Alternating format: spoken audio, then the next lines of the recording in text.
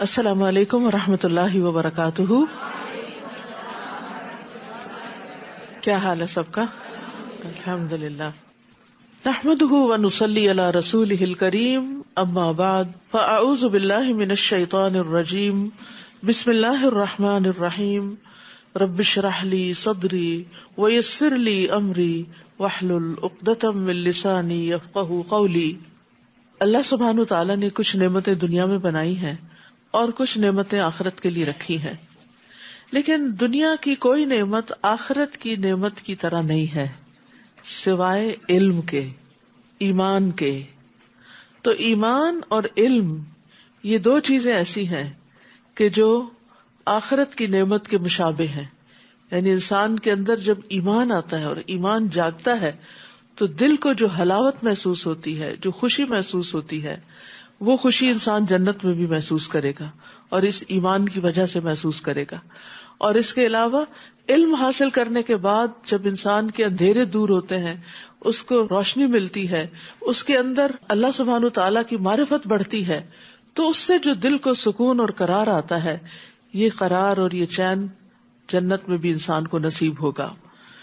علم دل کی زندگی ہے، علم کے بغیر دل مردہ ہے. امام ابن قیم کہتے ہیں اللہ سبحانہ تعالیٰ نے دلوں کے لیے علم کو ایسے بنایا جیسے زمین کے لیے بارش بنائی. تو جس طرح زمین کی زندگی بارش کے بغیر نہیں ہو سکتی، اسی طرح دل کی زندگی علم کے بغیر نہیں ہو سکتی. یعنی دل زندہ ہو ہی نہیں سکتا جب تک کہ انسان علم حاصل نہ کرے. 25واں پارہ. اعوذ باللہ من الشیطان الرجیم. بسم اللہ الرحمن الرحیم. الیہ یرد علم الساعة وما تخرج من ثمرات من اکمامها وما تحمل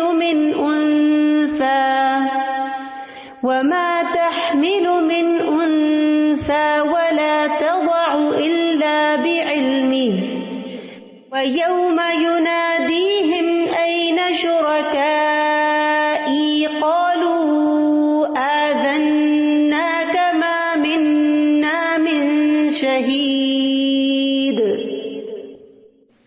شروع کرتی ہوں اللہ کے نام سے جو بے انتہا مہربان نہایت رحم فرمانے والا ہے.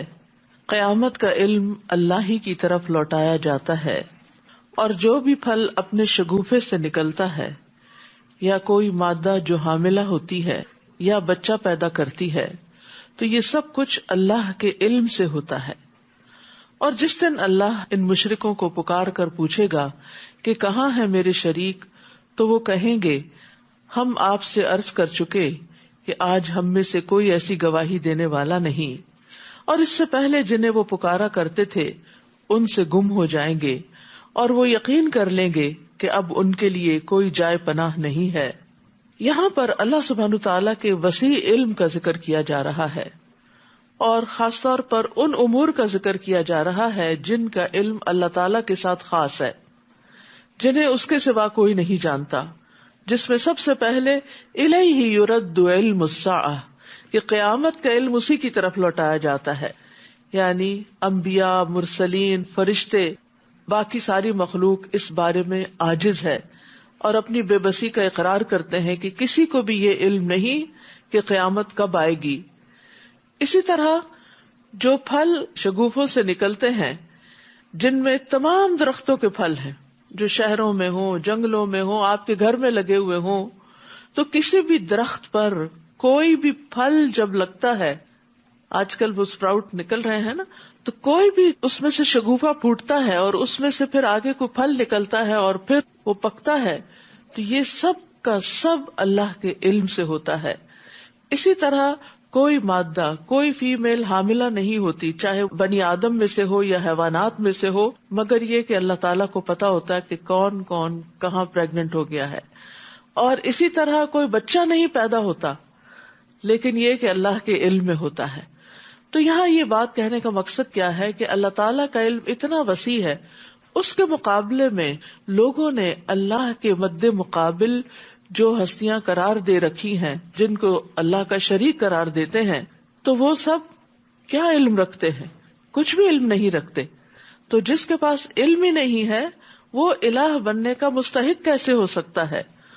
اور قیامت کے دن اللہ سبحانہ تعالیٰ ان کے اس جھوٹ کو ظاہر کرنے کے لیے پکارے گا اور فرمائے گا اَیْنَ شُرَکَائِی، کہاں ہے میرے وہ شریک جن کو تم میرا شریک سمجھتے تھے، ان کی عبادت کرتے تھے، ان کی وجہ سے تم اہل ایمان سے جھگڑے کیا کرتے تھے، رسولوں کو جھٹلاتے تھے، ان سے عداوت رکھتے تھے. تو وہ کیا کہیں گے؟ وہ اس وقت ان سب کا انکار کر دیں گے اور وہ کہیں گے کہ ہم آپ سے کہہ چکے کہ ہم میں سے آج کوئی بھی اس بات کی گواہی نہیں دیتا کہ کوئی بھی اللہ کے سوا اور معبود ہو سکتا ہے. لیکن دنیا میں انسان کس قدر غافل ہے، کس قدر بے خبر ہے کہ وہ اس بات کو سمجھتا نہیں. اور وہاں چونکہ انہیں یہ یقین ہو جائے گا کہ اب اللہ سے بچانے والا کوئی بھی نہیں، کہیں سے کوئی مدد نہیں ملے گی، کوئی جائے پناہ نہیں، تو اس وجہ سے وہ سب کے سب جن کو وہ اپنا کچھ سمجھتے تھے وہ ان سے گم ہو جائیں گے اور وہ یقین کر لیں گے کہ اب وہ بچ نہیں سکتے. تو یہ بات جو کل قیامت کے دن انسان کہیں گے، جس کا اقرار کریں گے، اگر انسان دنیا میں اس بات کو سمجھ جائے، اس نقطے کو سمجھ جائیں کہ اللہ کے سوا کوئی بھی نہ پناہ دے سکتا ہے اور نہ ہی عبادت کے لائق ہے اور نہ ہی ہماری کوئی مشکل آسان کر سکتا ہے اور نہ ہی ہمارے کسی کام آ سکتا ہے. لا يسأم الانسان من دعاء الخير وان مسه الشر فيئوس قنوط. انسان اپنے لیے بھلائی کی دعا کرنے سے کبھی نہیں اکتاتا، اگر اسے کوئی تکلیف پہنچ جائے تو مایوس اور نہایت نا امید ہو جاتا ہے. تو انسان کا عام طور پر حال کیا ہے کہ اٹھتے بیٹھتے اپنے لیے خیر مانگتا رہتا ہے، اپنے لیے، اپنی اولاد کے لیے، اور بھلائی کی دعا کرنے سے کبھی تھکتا نہیں. یعنی انسان کو جو کچھ بھی مل جائے وہ اس پر قناعت نہیں کرتا، بلکہ وہ کیا چاہتا ہے، اس سے آگے اور بھی ملے اور ملے اور ملے. یعنی چاہے مال ہو، چاہے اولاد ہو، چاہے جاہ و منصب ہو، چاہے دنیا کی نعمتیں ہوں، ہم سب اگر غور کریں تو اگر ہمارے 10 سال پہلے اس سے حالات کمزور تھے تو اس وقت بھی ہم مزید مانگتے تھے، اور آج اگر بہتر ہے تو آج بھی اور مانگتے ہیں. تو یہ انسان کی فطرت میں ہے کہ وہ دنیا کی خیر کے حوالے سے کبھی بھی راضی نہیں ہوتا، وہ مزید مانگتا چلا جاتا ہے. نبی صلی اللہ علیہ وسلم نے فرمایا اگر ابن آدم کو ایک وادی سونے کی بھر کے دے دی جائے تو وہ دوسری کا خواہش مند ہو جائے گا کہ ایک اور مل جائے، اور اگر دوسری دے دی جائے تو تیسری کا خواہش مند ہوگا. اور ابن آدم کا پیٹ مٹی کے سوا اور کوئی چیز نہیں بھر سکتی، اور اللہ تعالیٰ اس کی توبہ قبول کرتا ہے جو توبہ کرے. وَلَئِنْ أَذَقْنَاهُ رَحْمَةً مِنَّا مِنْ بَعْدِ ضَرَّاءَ مَسَّتْهُ لَيَقُولَنَّ هَذَا لِي وَمَا أَظُنُّ السَّاعَةَ قَائِمَةً وَلَئِن رُجِعْتُ إِلَى رَبِّي إِنَّ لِي عِندَهُ لَلْحُسْنَى. اور اگر تکلیف پہنچنے کے بعد ہم اسے اپنی رحمت کا مزہ چکھائیں تو کہنے لگتا ہے کہ میں اسی کا مستحق تھا، I deserve it. اور میں نہیں سمجھتا کہ کبھی قیامت بھی آئے گی. یعنی دنیا کی رونقوں میں پھر انسان ایسے غافل اور مدہوش ہوتا ہے کہ اپنے انجام کو بھول جاتا ہے. اور اگر مجھے اپنے رب کے پاس جانا ہی پڑا تو وہاں بھی میرے لیے بھلائی ہی ہوگی، یہ اگر یہاں مل گیا تو وہاں کیوں نہیں ملے گا. ہم ایسے کافروں کو ضرور بتا دیں گے کہ وہ کیا کرتے تھے اور انہیں سخت عذاب کا مزہ چکھائیں گے.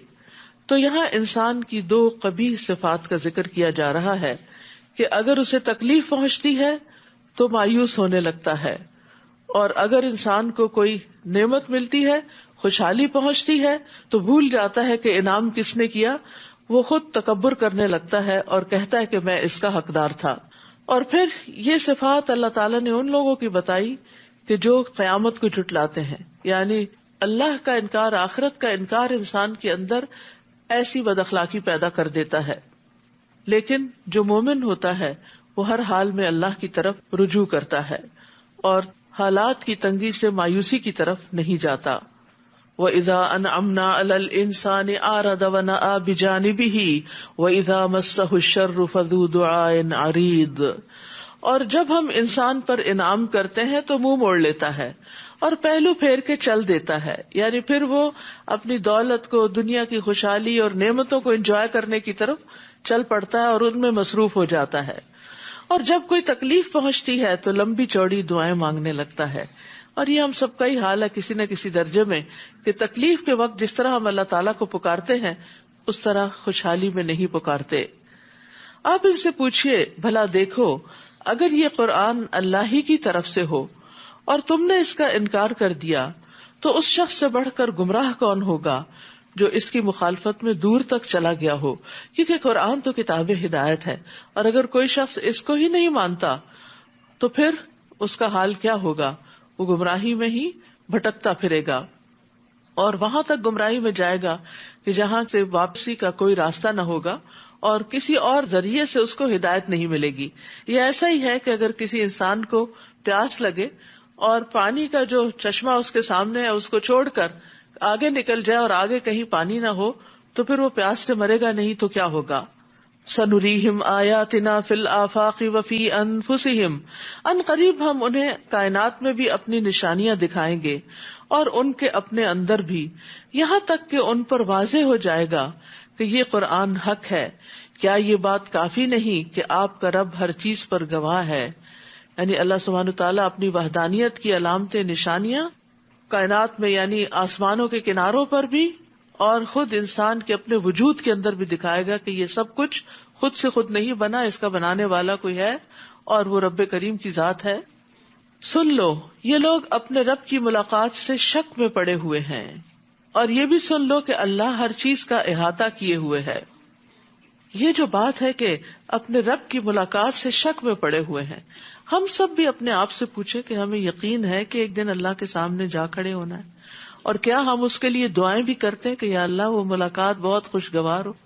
آپ دیکھیں دنیا میں اگر آپ کو کسی سے پہلی بار ملنا ہو تو آپ کے دل کے اندر کیسے جذبات ہوتے، کیسی کیفیات ہوتی، اور خصوصاً اگر آپ کی کوئی بہت محبوب ہستی ہو یا دنیاوی اعتبار سے اس کا کوئی بہت بڑا درجہ اور مقام ہو تو اس کے لیے بھی ہم تیاری کرتے ہیں، اور اس سے پہلے ہم فکر کرتے ہیں اور دعائیں مانگتے ہیں کہ اللہ کرے سب ٹھیک ہو جائے.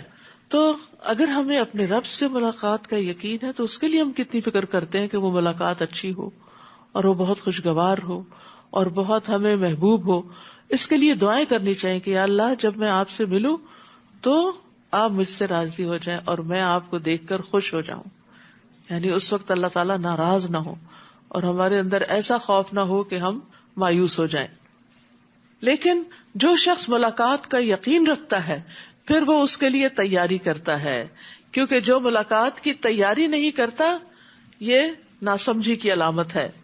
عمر بن عبدالعزیز ممبر پر چڑھے، پھر اللہ کی حمد و ثنا بیان کی، پھر کہا اما بعد، اے لوگو، میں نے کسی نئے حکم کو جاری کرنے کے لیے تمہیں جمع نہیں کیا، لیکن میں نے اس معاملے میں غور کیا ہے جس کی طرف تم لوٹ کر جانے والے ہو، جس سے تمہاری ملاقات ہونے والی ہے. پھر انہوں نے کہا میں جان چکا ہوں کہ اس حکم کی تصدیق کرنے والا احمق ہے اور اس کی تکذیب کرنے والا ہلاک ہونے والا ہے. بس اتنا کہہ کے ممبر سے اتر گئے. تو ان کا یہ کہنا کہ اس کی تصدیق کرنے والا کہ اللہ سے ملاقات ہوگی وہ احمق ہے، کیا مطلب؟ یعنی جو اس کی تصدیق کرتا ہے پھر اسے چاہیے اس جیسا عمل بھی کرے، اتنی تیاری بھی کرے. یعنی جس درجے کی ہستی سے ملاقات ہے پھر اس طرح کی تیاری بھی مطلوب ہے، لیکن وہ ویسا عمل نہیں کرتا، نہ ہی اس سے ڈرتا ہے، نہ ہی اس کی ہولناکی سے خوف کھاتا ہے، حالانکہ وہ اس کی تصدیق بھی کرتا ہے، اس کے واقع ہونے کا یقین بھی رکھتا ہے. اس کے باوجود اپنے کھیل اور غفلت اور خواہشات اور گناہوں پہ اڑا رہتا ہے، تو اس اعتبار سے وہ احمق ہے. اور لغت میں احمق وہ ہوتا ہے جس کی عقل کمزور ہوتی ہے. تو اس سے کیا پتہ چلتا ہے کہ سمجھدار اور عقل مند لوگ کون ہیں؟ کہ جو اللہ کی ملاقات کی تیاری کریں عمل کر کے، اور اس کے لیے چھوٹے چھوٹے عمل بھی جو کریں تو کہا کریں اللہ یہ عمل میں صرف اور صرف تیرے لیے کر رہی ہوں تاکہ تو اس دن مجھے دیکھے تو مجھے بخش دے، مجھ سے راضی ہو جائے. کیونکہ بہت دفعہ ہم نیک کام کرتے بھی ہیں اور کر کے پھر احسان بھی جتاتے ہیں اور کر کے اس کو ضائع بھی کر دیتے ہیں. تو جو شخص اللہ کے لیے کرتا ہے وہ ہر حال میں مطمئن اور راضی ہوتا ہے کہ جس کے لیے میں نے کیا اس نے دیکھ لیا. سورۃ الشورى. بسم اللہ الرحمن الرحیم. حمیم عین سین قاف. كذلك يوحي إليك وإلى الذين من قبلك الله العزيز الحكيم له ما في السماوات وما في الأرض وهو العلي العظيم. شروع کرتی ہوں اللہ کے نام سے جو بے انتہا مہربان نہایت رحم فرمانے والا ہے. حامیم عین سین قاف. اللہ جو زبردست اور حکمت والا ہے آپ کی طرف اور آپ سے پہلے رسولوں کی طرف اسی طرح وحی کرتا رہا ہے. آسمانوں اور زمین میں جو کچھ ہے سب اسی کا ہے اور وہ نہایت بلند اور عظمت والا ہے. جو کچھ یہ مشرکین کہتے ہیں قریب ہے کہ آسمان اوپر سے پھٹ پڑے اور فرشتے اپنے رب کی حمد کے ساتھ اس کی تسبیح کرتے ہیں اور زمین میں رہنے والوں کے لیے بخشش طلب کرتے ہیں میں رہنے والوں کے لیے بخشش طلب کرتے رہتے ہیں. سن رکھو اللہ ہی بخشنے والا اور رحم کرنے والا ہے.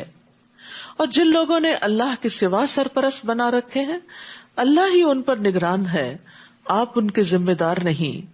اور اسی طرح ہم نے آپ کی طرف یہ قرآن عربی زبان میں نازل کیا تاکہ آپ اہل مکہ اور اس کے گرد و پیش والوں کو ڈرائیں اور ان سے بھی ڈرائیں جس کے واقع ہونے میں کوئی شک نہیں. اس دن ایک گروہ تو جنت میں جائے گا اور دوسرا دوزخ میں. اگر اللہ چاہتا تو انہیں ایک ہی امت رہنے دیتا، مگر جسے وہ چاہتا ہے اپنی رحمت میں داخل کرتا ہے، اور ظالموں کے لیے نہ کوئی کارساز ہوگا نہ مددگار. کیا ان لوگوں نے اللہ کے سوا دوسروں کو اپنا کارساز بنا رکھا ہے؟ حالانکہ کارساز تو صرف اللہ ہی ہے، یعنی کام بنانے والا، اور وہی مردوں کو زندہ کرے گا اور وہ ہر چیز پر قادر ہے. وَمَا اخْتَلَفْتُمْ فِيهِ مِنْ شَيْءٍ فَحُكْمُهُ إِلَى اللَّهِ. اور جس بات میں بھی تم اختلاف کرتے ہو اس کا فیصلہ کرنا اللہ کا کام ہے. دنیا میں آپ دیکھیے کہ ہر موضوع اور ہر ٹاپک پر لوگوں کا باہم اختلاف ہوتا ہے، چاہے وہ ریلیجن ہو، پالیٹکس ہو، فائنانس ہو، کوئی بھی چیز ہو، تو اس میں لوگوں کے خیالات نظریات مختلف ہوتے ہیں. لیکن دین کے معاملے میں جو اختلاف ہے اس کا اصل فیصلہ تو اللہ کرے گا. اس لیے ہمیشہ انسان کے اندر یہ حرص ہونی چاہیے کہ میں صحیح دلیل کو اپنا لوں، کسی قسم کی انا پرستی کا شکار نہ ہوں، کسی طرح کی اپنی خواہش نفس کا شکار نہ ہوں، کیونکہ یہ بات میری مرضی کے خلاف جاتی اس لیے اس کو چھوڑ کے کوئی اور راستہ نکالو. اصل فیصلہ اللہ کرے گا کہ صحیح کیا تھا اور کیا نہیں.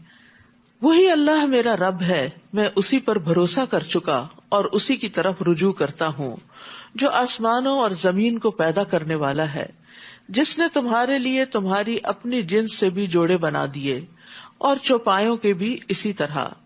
وہ تمہیں زمین میں پھیلاتا ہے، کوئی چیز اس جیسی نہیں. لیس کمثلہ شیء وہو السمیع البصیر. اور وہ سب کچھ سننے والا اور دیکھنے والا ہے. جب ہم یہ کہتے ہیں کہ اس جیسی کوئی چیز ہی نہیں تو پھر اللہ سبحانہ تعالیٰ کو مخلوق پر قیاس نہیں کرنا چاہیے. اللہ تعالیٰ کے لیے ایسی مثالیں نہیں بیان کرنی چاہیے جو مخلوق کے لیے ہوتی ہیں، کیونکہ اللہ تعالیٰ مخلوق میں سے چاہے انسان ہو، جن ہو، فرشتے ہوں، شجر حجر، کوئی بھی چیز ان میں سے کسی بھی چیز کی طرح نہیں ہے. تو اس لیے اللہ سبحانہ تعالیٰ کا کوئی امیج اس طرح کا نہ قائم کرے کہ جو کسی انسان یا کسی خود ساختہ چیز سے ملتا ہو. جب بھی کوئی چیز ذہن میں آپ کے اللہ تعالیٰ ایسا نہیں ہے، وہ اس سے بہت بلند ہے، بہت عظیم ہے، بہت بہترین ہے، وہ میرے تصور میں نہیں آ سکتا. لیس کمثلہ شیء. اس کا علم، اس کی طاقت، اس کی حیات، اس کی قدرت، اس کی عظمت، اس کی حکمت، ہر چیز جو ہے وہ انسانوں سے اور دنیا میں پائی جانے والی ہر چیز سے بہت بالا ہے. لہو مقالید السماوات والارض. آسمانوں اور زمین کی کنجیاں اس کے پاس ہیں. سارے خزانوں کا مالک وہ ہے. جس کو یہ یقین ہو وہ تو مانگتے ہوئے تھکتا ہی نہیں. دنیا میں جب کسی انسان کے بارے میں آپ کو پتا چلتا ہے کہ اس کے پاس بہت کچھ ہے تو آپ کو اس سے ایک امید وابستہ ہو جاتی کہ مشکل میں یہ میری کوئی مدد کرے گا. لیکن اصل میں تو ہر خزانے کا مالک، وہ خزانے بھی جو بندوں کے پاس ہیں ان کا بھی اصل مالک اللہ ہے. بندے بھی جب دیتے ہیں جب اللہ کا اذن ہوتا ہے. وہ جس کے لیے چاہتا ہے رزق کشادہ کر دیتا ہے اور جس کے لیے چاہتا ہے کم کر دیتا ہے. بلا شبہ وہ سب کچھ جاننے والا ہے. ابو ذر غفاری سے روایت ہے کہ نبی صلی اللہ علیہ وسلم اپنے رب تبارک و تعالی سے روایت کرتے ہیں کہ بے شک اللہ تعالیٰ فرماتا ہے، اور اس کو حدیث قدسی کہا جاتا ہے، اے میرے بندو تم سب گمراہ ہو سوائے اس کے جسے میں ہدایت دوں، پس تم مجھ سے ہدایت مانگو میں تمہیں ہدایت دوں گا۔ اے میرے بندو تم سب بھوکے ہو سوائے اس کے جسے میں کھلاؤں، تو تم مجھ سے کھانا مانگو میں تمہیں کھلاؤں گا۔ اے میرے بندو تم سب برہنہ ہو سوائے اس کے جسے میں لباس پہناؤں، تو تم مجھ سے لباس مانگو میں تمہیں لباس پہناؤں گا۔ اے میرے بندو تم سب دن رات گناہ کرتے ہو اور میں سارے گناہوں کو بخشتا ہوں، تو تم مجھ سے بخشش مانگو میں تمہیں بخش دوں گا۔ اے میرے بندو اگر تمہارے اولین و آخرین جن و انس ایک صاف چٹیل میدان میں کھڑے ہو کر مجھ سے مانگنے لگے اور میں ہر ایک کو جو وہ مجھ سے مانگے عطا کر دوں، تو پھر بھی میرے خزانوں میں کمی نہیں ہوگی مگر جتنی سمندر میں سوئی ڈال کر پانی نکالنے سے کمی آتی ہے۔ تو کیا کمی ہوتی؟ نتھنگ۔ سوئی کے ساتھ کیا لگتا ہے؟ تو اس سے کیا پتہ چلتا ہے کہ چاہے مادی خزانے ہوں یا ہدایت کے ہوں یا اور ضروریات پوری کرنے کے لیے انسان جن چیزوں کا محتاج ہے، ہر چیز اللہ کے پاس ہے۔ اس لیے ہر چیز اسی سے مانگنی چاہیے، پہلا خیال اسی کا آنا چاہیے۔ صحابہ کرام کے جوتے کا تسمہ بھی ٹوٹتا تھا تو اللہ سے مانگتے تھے۔ جب اللہ سے ہم مانگ لیتے ہیں تو وہ کسی بندے کے دل میں خیال ڈال دیتا ہے نا کہ چاہو اس بندے کی مدد کرو، اور اس طرح ضروریات پوری ہو جاتی ہیں۔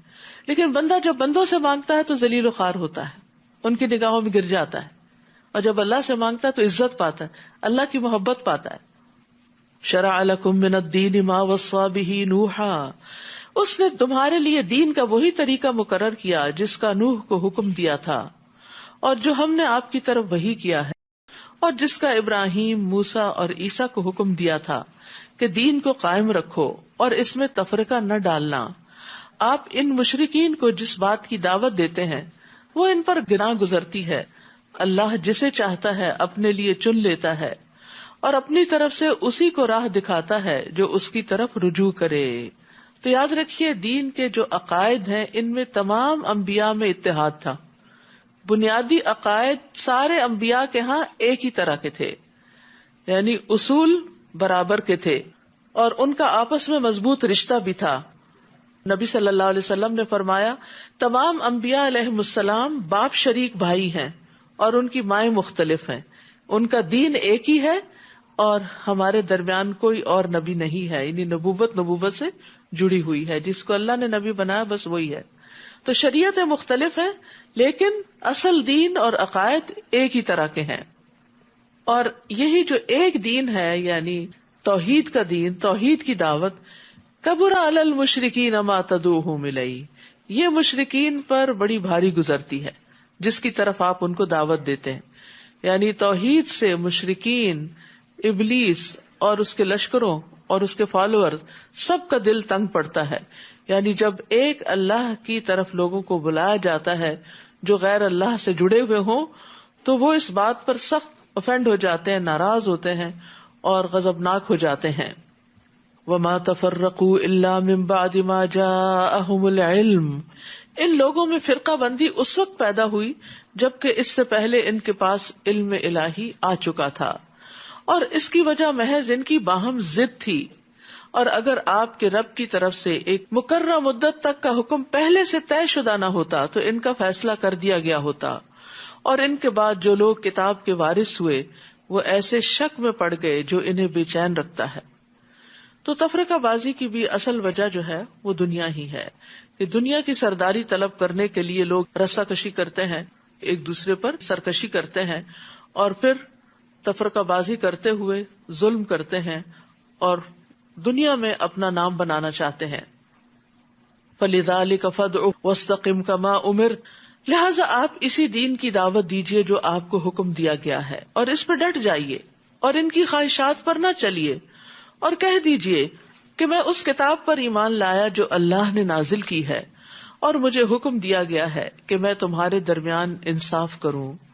اللہ ہی ہمارا رب ہے اور تمہارا بھی، ہمارے لیے ہمارے اعمال اور تمہارے لیے تمہارے اعمال، ہمارے اور تمہارے درمیان کوئی جھگڑا نہیں۔ اللہ ہم سب کو قیامت کے دن جمع کر دے گا اور اسی کی طرف سب کو لوٹ کر جانا ہے۔ تو اہم بات یہ ہے کہ انسان ایمان لانے کے بعد اس پر قائم رہے، ڈٹ جائے اور مشکلات سے نہ گھبرائے۔ سفیان ثقفی سے مروی ہے کہ ایک شخص نے عرض کیا، یا رسول اللہ، مجھے اسلام کے حوالے سے کوئی ایسی بات بتا دیجئے کہ مجھے آپ کے بعد پھر کسی سے کچھ پوچھنے کی ضرورت نہ رہے۔ آپ نے فرمایا، پہلے اقرار کرو کہ میں اللہ پر ایمان لایا، پھر اس پر ہمیشہ ثابت قدم رہو۔ اس نے عرض کیا، میں کس چیز سے بچوں؟ آپ نے اپنی زبان کی طرف اشارہ کیا کہ زبان کو روک کے رکھو۔ تو بہرحال ایمان لانے کے بعد اہم ترین چیز کیا ہے کہ پھر اس کو مینٹین کیا جائے، اس پہ قائم رہا جائے۔ مشکلات کی وجہ سے، لوگوں کی تنقید کی وجہ سے گھبرا کر انسان پیچھے نہ ہٹے۔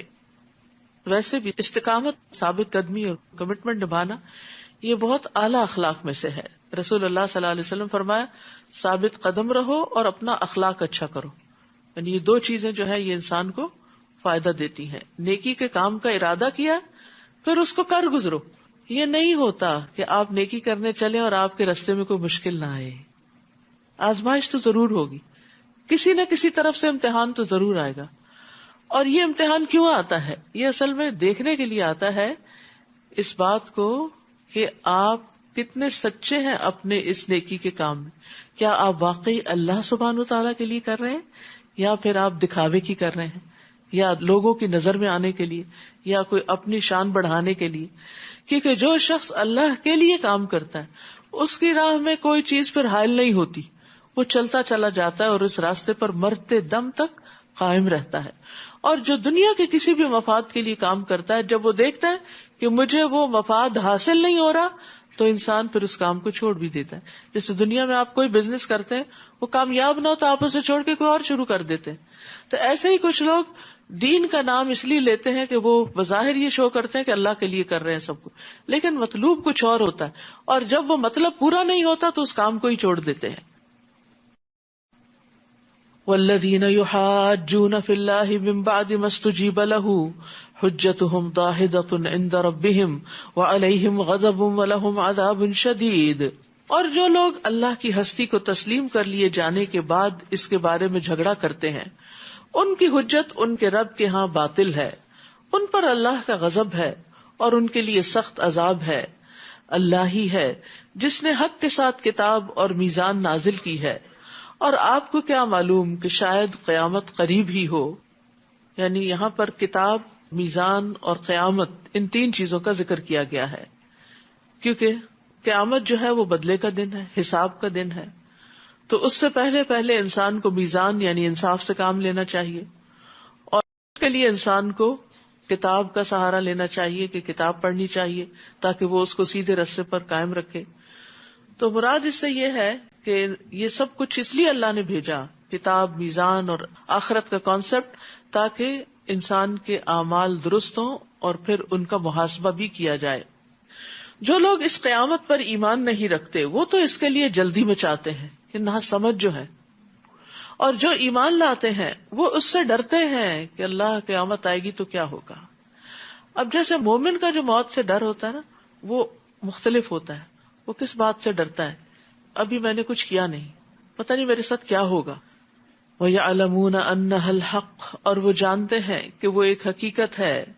الا، خبردار، یاد رکھو، جو لوگ قیامت کے بارے میں بحثیں کرتے ہیں وہ گمراہی میں دور تک چلے گئے ہیں، ورنہ تھوڑی سی عقل رکھنے والا بھی انسان قیامت کو ماننے میں دیر نہیں لگاتا۔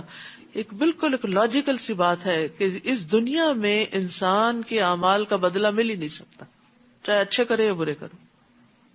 مثلاً ایک شخص ایک کتاب لکھتا ہے اور وہ کتاب وہ بس $20,000 میں سیل کر دیتا ہے، لیکن اس سے جو لوگ پڑھ کے فائدہ اٹھاتے ہیں وہ ان میں سے ہر ایک مثلاً 20,000 کما لیتا ہے۔ تو اب کتاب اس نے لکھی ہے اور اس کو تو ملے صرف 20,000، اور آگے اتنے بے شمار لوگ 20,000 کما رہے ہیں، تو اس کو تو پورا حق نہ ملا۔ تو یہ حق کہاں سے مل سکتا ہے؟ آخرت میں ہی مل سکتا ہے۔ اسی طرح ایک شخص 20 کا قاتل ہے، دنیا میں تو اس کا بدلہ نہیں مل سکتا۔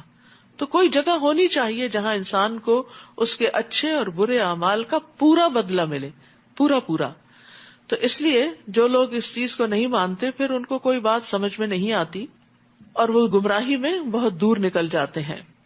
لیکن جو مانتے ہیں پھر وہ ڈرتے ہیں اور وہ اپنے نیک اعمال کی طرف دوڑتے ہیں.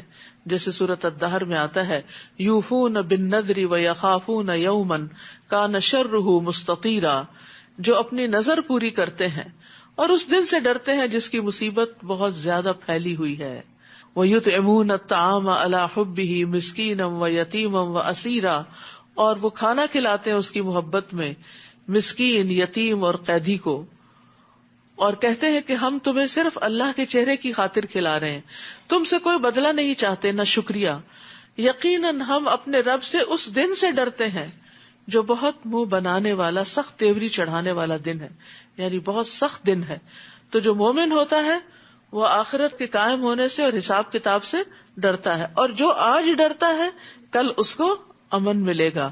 اللہ عز و جل نے فرمایا میری عزت کی قسم مجھے، میں اپنے بندے پر 2 امن اور 2 خوف جمع نہیں کرتا.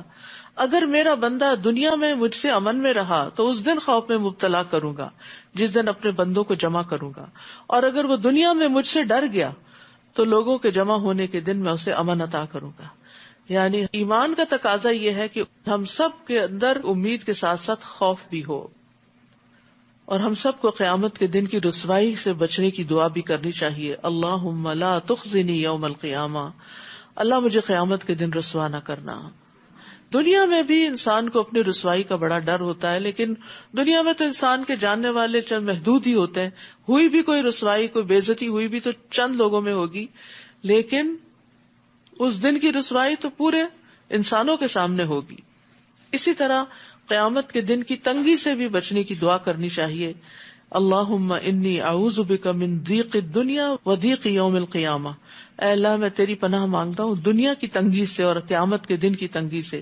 جن لوگوں کو جیسے تنگ جگہوں پہ جانے کا ایک فوبیا سا ہوتا ہے نا، ان کو بھی یہ دعا پڑھنی چاہیے تاکہ ان کی گھبراہٹ دور ہو. اللہ لطیف بعبادہ یرزق من یشاء وہو القوی العزیز، اللہ بندوں پر بہت مہربان ہے، جسے جتنا چاہتا ہے رزق دیتا ہے، اور وہ طاقتور اور زبردست ہے. اللہ اللطیف ہے، اللہ اپنے بندوں پر بہت مہربان ہے. لیکن مہربانیوں کے انداز کیا ہے؟ اس سے مراد یہ ہے کہ اللہ تعالیٰ وہ ذات ہے جو تھوڑے عمل کو قبول کر کے بہت بڑی جزا دیتا ہے. اسی طرح وہ جو ٹوٹے ہوئے دلوں کو جوڑتا ہے اور مشکلوں کو آسان کرتا ہے، وہ جو اپنی نافرمانی کرنے والے کو جلد سزا نہیں دیتا اور امید رکھنے والے کو نامراد نہیں لوٹاتا، وہ ہستی جو اپنے مانگنے والے کو خالی ہاتھ نہیں لوٹاتی، امید رکھنے والے کو مایوس نہیں کرتی، وہ جو غلطیاں کو معاف کرنے والا ہے اور معاف کرنا پسند کرتا ہے. اللطیف وہ ہستی ہے جو اس پر بھی رحم کرتا ہے جو خود اپنے آپ پہ رحم نہیں کرتا، جو اپنا بھلا نہیں سمجھتا. اور پھر وہو القوی العزیز، اور وہ قوت والا ہے، غلبے والا ہے. یعنی اللہ سبحانہ تعالی قوی اور عزیز ہونے کے باوجود اللطیف بھی ہے. یعنی جس کے اندر عموماً قوت ہوتی ہے یا غلبہ ہوتا ہے وہ مہربان نہیں زیادہ ہوتا، اس کے اندر کچھ سختی آ جاتی کیونکہ وہ اپنی اتھارٹی کو ایگزیکیوٹ کرنا چاہتا ہے. لیکن اللہ سبحانہ تعالی بندوں پر انتہائی مہربان ہے اور ہر چیز پر قوت رکھتا ہے. من کان یرید حرث الآخرۃ نزد لہ فی حرثہ، جو شخص آخرت کی کھیتی چاہتا ہے ہم اس کی کھیتی بڑھا دیتے ہیں، اور جو دنیا کی کھیتی چاہتا ہے اسے اس میں سے کچھ دے دیتے ہیں، اور آخرت میں اس کا کوئی حصہ نہ ہوگا.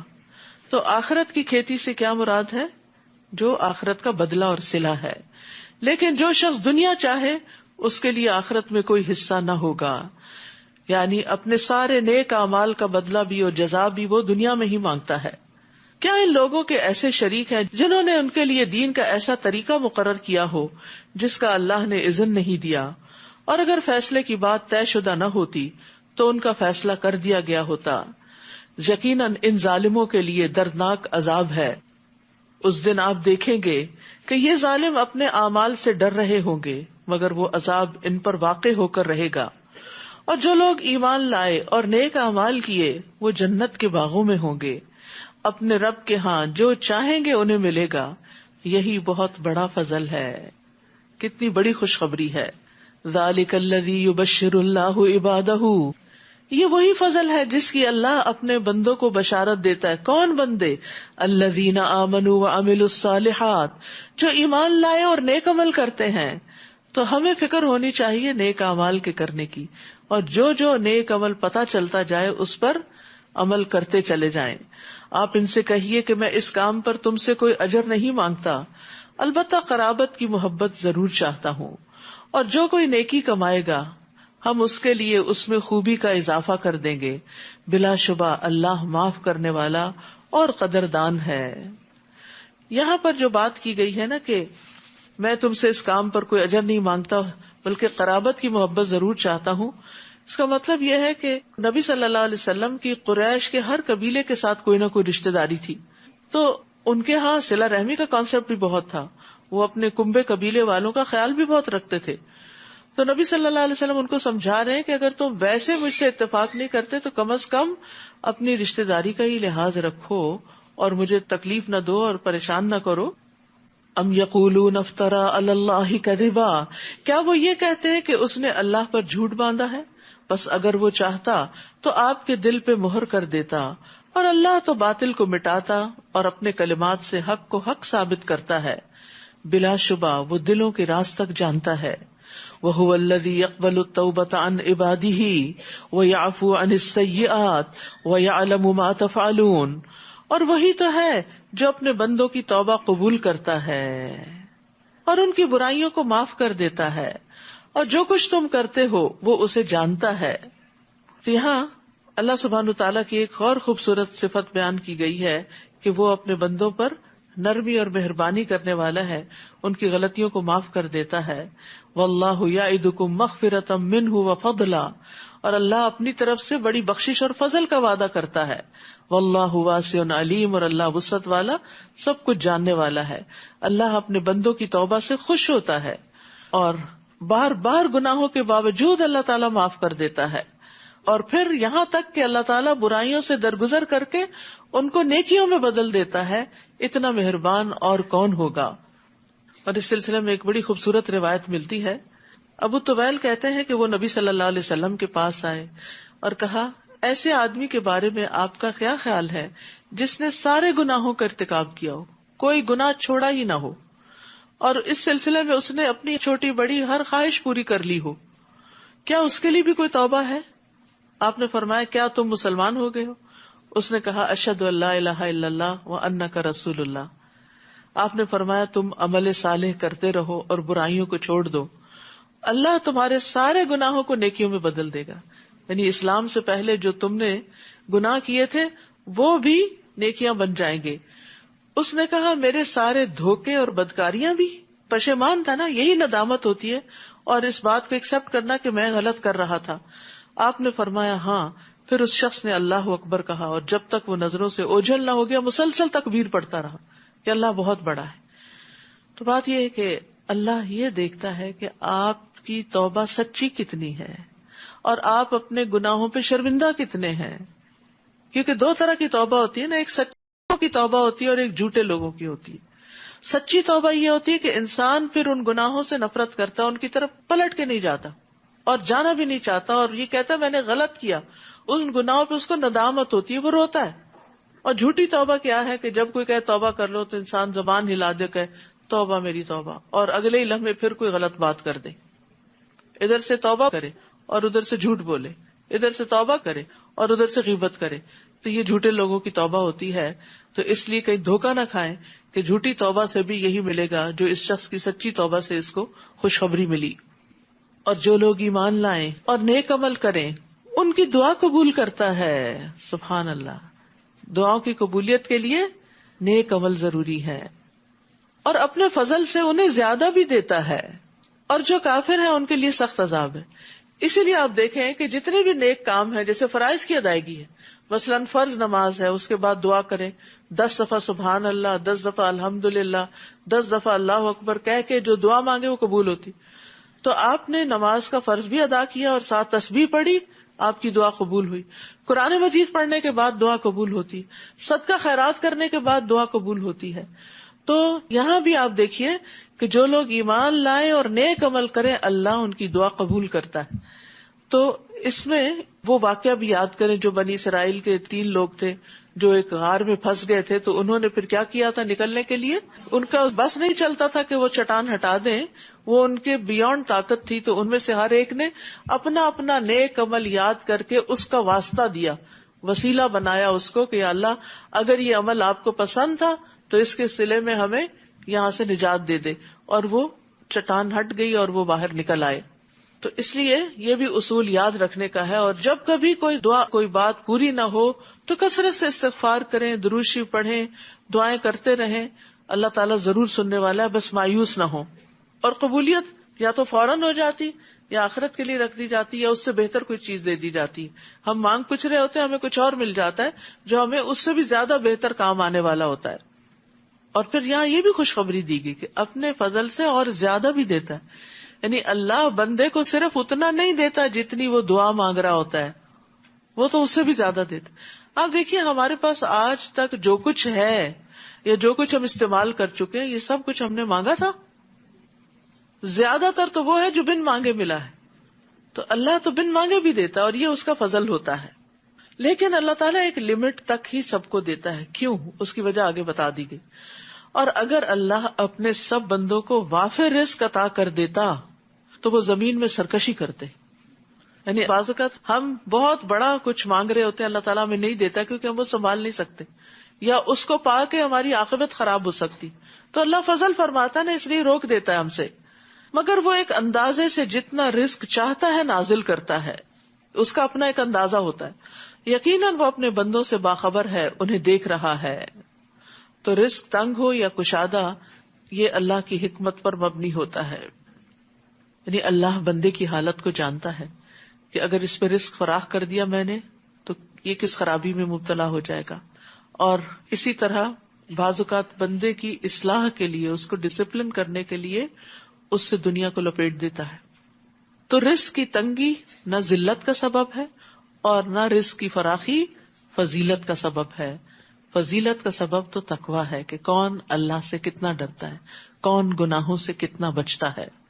اور وہی تو ہے جو لوگوں کے مایوس ہو جانے کے بعد بارش برساتا ہے اور اپنی رحمت عام کر دیتا ہے، اور وہی کارساز ہے، حمد کے لائق ہے۔ اور اس کی نشانیوں میں ایک نشانی اس کا آسمانوں، زمین اور ان جانداروں کا پیدا کرنا ہے جو اس نے ان میں پھیلا دیے ہیں، اور وہی جب چاہے انہیں اکٹھا کر لینے پر بھی قادر ہے۔ اور تمہیں جو مصیبت بھی آتی ہے تمہارے اپنے ہی ہاتھوں کی کمائی کے سبب آتی ہے، اور وہ تمہارے بہت سے گناہوں سے درگزر بھی کر جاتا ہے۔ یہ بھی یاد رکھنے کی بات ہے کہ تمہیں جو مصیبت آتی ہے تمہاری اپنی غلطیوں کی وجہ سے آتی ہے، اور نہ تم اسے زمین میں عاجز کر سکتے ہو کہ تمہیں سزا نہ دے سکے، اور اللہ کے سوا نہ تمہارا کوئی کارساز ہے نہ مددگار۔ اور اس کی نشانیوں میں سے وہ کشتیاں ہیں جو سمندر میں پہاڑوں کی طرح نظر آتی ہیں، اگر وہ چاہے تو ہوا کو ساکن کر دے اور وہ کشتیاں سطح سمندر پر کھڑی کی کھڑی رہ جائیں۔ اس میں بھی ہر صبر کرنے والے اور شکر گزار کے لیے کئی نشانیاں ہیں۔ تو خوف میں صبر اور نجات میں شکر ادا کرنا، یا ان کے برے اعمال کے سبب کشتیوں کو تباہ کر دے اور وہ بہت سے لوگوں کو معافی کر دیتا ہے، یعنی ان کے گناہوں کے باوجود ان کی کشتیوں کو ڈبوتا نہیں۔ اور ان لوگوں کو جو ہماری آیات میں جھگڑا کرتے ہیں یہ معلوم ہو جائے کہ ان کے لیے کوئی پناہ کی جگہ نہیں۔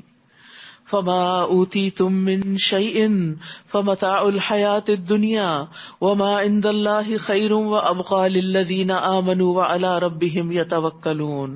تمہیں جو کچھ بھی دیا گیا ہے وہ دنیا کی زندگی کا سر و سامان ہے، اور جو کچھ اللہ کے ہاں ہے وہ بہتر اور باقی رہنے والا ہے، وہ ان لوگوں کے لیے ہے جو ایمان لائے اور اپنے رب پر بھروسہ کرتے ہیں۔ یعنی تم نے کچھ دعائیں مانگی، وہ آخرت کے لیے جمع ہو گئی، وہ زیادہ بہترین صلے کے طور پر ملے گی۔ اور وہ جو بڑے بڑے گناہوں اور بے حیائی کے کاموں سے بچتے ہیں اور جب انہیں غصہ آ جائے تو معاف کر دیتے ہیں، غصہ آئے تو معاف کر دیتے ہیں۔ تو گناہ کیا ہوتا ہے؟ یہاں گناہ اور فواحش اور غضب کی بات کی گئی ہے، اور بڑے گناہ۔ رسول اللہ صلی اللہ علیہ وسلم نے فرمایا گناہ وہ ہے جو تمہارے دل میں کھٹکے اور تم لوگوں کا اس پہ مطلع ہونا پسند نہ کرو، یعنی جو چیز تم لوگوں سے چھپانے لگ جاؤ۔ اور پھر بڑے گناہوں کی یہاں بات کی گئی، لیکن چھوٹے چھوٹے گناہ بھی کٹھے ہو جائے تو انسان کو ہلاک کر دیتے ہیں۔ انس کہتے ہیں تم ایسے ایسے عمل کرتے ہو جو تمہاری نظر میں بال سے زیادہ باریک ہیں، تم ان کو حقیر سمجھتے ہو، اور ہم لوگ نبی صلی اللہ علیہ وسلم کے زمانے میں ان گناہوں کو ہلاک کر دینے والا سمجھتے تھے. تو اس لیے انسان کو ہر گناہ سے بچنے کی دعا کرنی چاہیے، خصوصاً فواحش سے. اور پھر غصے کے وقت معاف کر دیتے، یہ بہت بڑی کوالٹی ہے، یہ ہر شخص کے بس کی بات نہیں. سب سے پہلی بات تو یہ کہ انسان کو ہر چھوٹی بڑی بات پہ غصہ کرنا ہی نہیں چاہیے، کیونکہ ایسا کرنا اپنے آپ کو نقصان دینا ہے. اور جو شخص غصہ نہ کرے وہ اللہ سبحانہ وتعالیٰ کے غضب سے بچ جاتا ہے. ایک شخص نے پوچھا اللہ کے رسول مجھے اللہ کے غضب سے کون سی چیز بچا سکتی ہے کہ اللہ مجھ پہ ناراض نہ ہو؟ آپ نے فرمایا تم غصہ نہ کرو، تم دوسروں پہ غصہ نہ کرو، اللہ تعالیٰ تم پہ غصہ نہیں کریں گے. اور یاد رکھیے غصہ سارے شر جمع کر دیتا ہے. ایک شخص نے عرض کیا اللہ کے رسول مجھے کوئی نصیحت کیجیے. آپ نے فرمایا غصہ نہ کیا کرو. وہ شخص کہتا ہے کہ میں نے آپ کے فرمان پہ غور کیا تو جان لیا کہ غصہ ہر قسم کے شر کو جمع کرتا ہے. یعنی جب غصہ آتا ہے تو بدگمانی بھی ہوتی ہے، انسان برا بھلا بھی دوسروں کو کہتا ہے، ناراض بھی ہوتا ہے، لڑائی ڈال دیتا ہے، جھگڑے فساد اور بعض اوقات قتل و غارت تک بھی نوبت غصے کی وجہ سے پہنچتی ہے. والذین استجابوا لربہم واقاموا الصلاۃ، وہ جو اپنے رب کا حکم مانتے ہیں اور نماز قائم کرتے ہیں اور ان کے کام باہمی مشورے سے طے پاتے ہیں اور جو رزق ہم نے انہیں دیا ہے اس میں سے خرچ کرتے ہیں.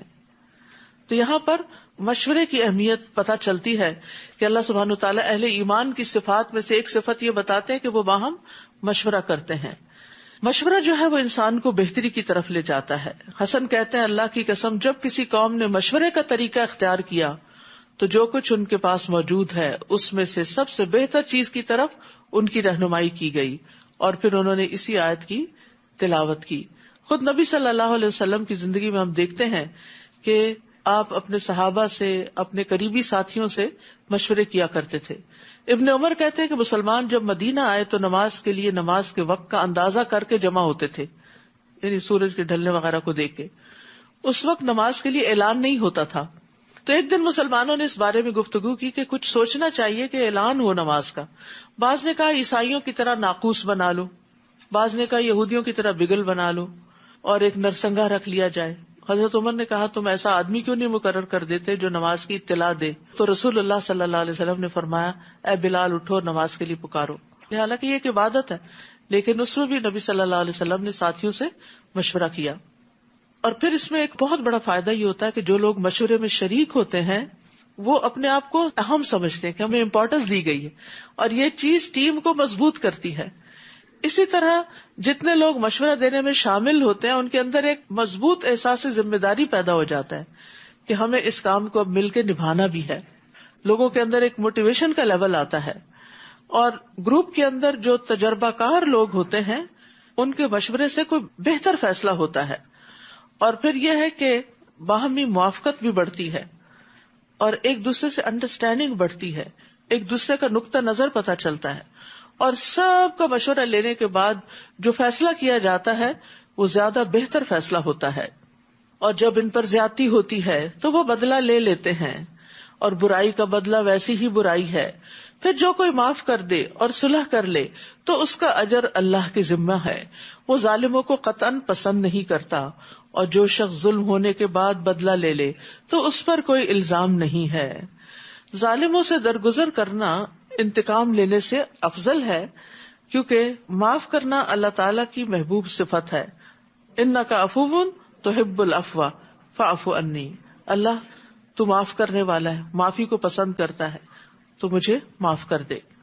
نبی صلی اللہ علیہ وسلم اپنی ذات کے لیے کسی سے انتقام نہیں لیتے تھے، لیکن اگر کوئی اللہ کی حد ٹوٹتی تھی تو وہاں پر آپ انتقام لیتے تھے. تو اس کا مطلب یہ ہے کہ اگر کوئی چیز پرسنل آپ کو نقصان دے رہی ہے تو اس پہ آپ معاف کر سکتے ہیں، لیکن اگر کوئی اجتماعیت کو نقصان دے رہی ہے تو آپ ڈسپلن بھی کر سکتے ہیں.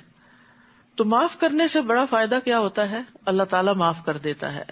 نبی صلی اللہ علیہ وسلم نے ممبر پر فرمایا رحم کرو تم پہ رحم کیا جائے گا، تم معاف کر دو اللہ تمہیں معاف کر دے گا. انما السبیل علی الذین یظلمون الناس، الزام تو ان لوگوں پر ہے جو لوگوں پر ظلم کرتے ہیں اور زمین میں ناحق زیادتی کرتے ہیں، ایسے ہی لوگوں کے لیے دردناک عذاب ہے. یعنی ظالم جو ہے وہ عذاب کا پھر مستحق بن جاتا ہے، اگرچہ دنیا میں لوگ اس کو معاف کر دیں یا بدلہ نہ بھی لے، لیکن قیامت کے دن اس کی پکڑ ہوگی. اور جو شخص صبر کرے اور معاف کر دے تو یہ بڑی ہمت کا کام ہے. یعنی صبر کرنا اور زیادتی کرنے والوں سے درگزر کرنا بہت بڑے حوصلے کی بات ہے، بڑے لوگوں کا کام ہے. یہ چھوٹے دل والوں اور چھوٹوں کا کام نہیں ہے. اور جسے اللہ گمراہ کر دے تو اس کے بعد اس کا کوئی کارساز نہیں. اور آپ ظالموں کو دیکھیں گے کہ جب وہ عذاب دیکھیں گے تو کہیں گے کہ کیا واپس پلٹنے کی بھی کوئی راہ ہے. اور آپ دیکھیں گے کہ جب انہیں اس دوزخ پر پیش کیا جائے گا تو ذلت کے مارے جھکے ہوئے چھپی ہوئی نگاہوں سے دیکھ رہے ہوں گے. اور جو لوگ ایمان لائے تھے وہ کہیں گے کہ اصل میں خسارہ اٹھانے والے وہ لوگ ہیں جنہوں نے قیامت کے دن اپنے آپ کو اور اپنے گھر والوں کو خسارے میں رکھا. سن لو، ظالم لوگ دائمی عذاب میں رہیں گے. تو اصل نقصان کیا ہے کہ انسان خود کو بھی اور اپنے اہل و عیال کو بھی قیامت کے دن خسارے میں مبتلا کر دے. اور ان کے کوئی حمایتی نہ ہوں گے جو اللہ کے مقابلے میں ان کی مدد کریں. اور جسے اللہ گمراہ کر دے اس کے لیے بچاؤ کی کوئی راہ نہیں. اس دن کے آنے سے پہلے پہلے اپنے رب کا حکم مان لو جس کے ٹلنے کی کوئی صورت اللہ کی طرف سے نہیں. اس دن تمہارے لیے کوئی جائے پناہ نہ ہوگی اور نہ تم انکار کر سکو گے. یعنی انسان کو عمل اس وقت سے پہلے کر لینا چاہیے. آج عمل کا وقت ہے، کل جزا کا وقت ہے. پھر اگر وہ منہ موڑے یعنی عمل نہ کرے تو ہم نے آپ کو ان پر نگران بنا کر نہیں بھیجا. ہر شخص اپنے اپنے کام کا خود ذمہ دار ہے. آپ کے ذمے تو صرف پہنچا دینا ہے. اور جب ہم انسان کو اپنی رحمت کا مزہ چکھاتے ہیں تو وہ پھول جاتا ہے، اور اگر انہی کی بد عملیوں کے سبب کوئی تکلیف پہنچے تو اس وقت ناشکرا ہی ثابت ہوا ہے. للہ ملک السماوات والارض، آسمانوں اور زمین کی بادشاہت اللہ کے لیے ہے. وہ جو چاہے پیدا کرتا ہے، جسے چاہے لڑکیاں عطا کرتا ہے اور جسے چاہے لڑکے. بیٹیوں کا ذکر یہاں پہلے کیا گیا ہے.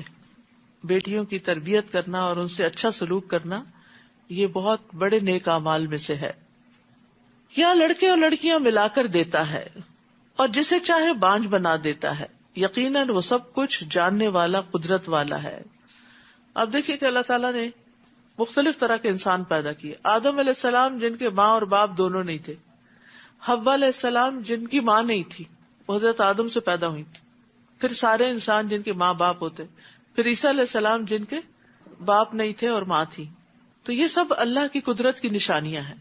وہ جیسے چاہے پیدا کر سکتا ہے کیونکہ وہی خلاق عظیم ہے. اور کسی انسان کے لیے ممکن نہیں کہ وہ اللہ سے روبرو بات کرے، آمنے سامنے. البتہ یہ وحی کی صورت میں یا پردے کے پیچھے سے ہو سکتی ہے، یا وہ کوئی فرشتہ بھیجتا ہے اور وہ اللہ کے حکم سے جو چاہتا ہے وہی کرتا ہے. وہ یقیناً بلند اور حکمت والا ہے. اور اسی طرح ہم نے اپنے حکم سے ایک روح آپ کی طرف وحی کی. اس سے پہلے آپ نہیں جانتے تھے کہ کتاب کیا چیز ہے، ایمان کیا ہوتا ہے، لیکن ہم نے اس روح کو ایک روشنی بنا دیا.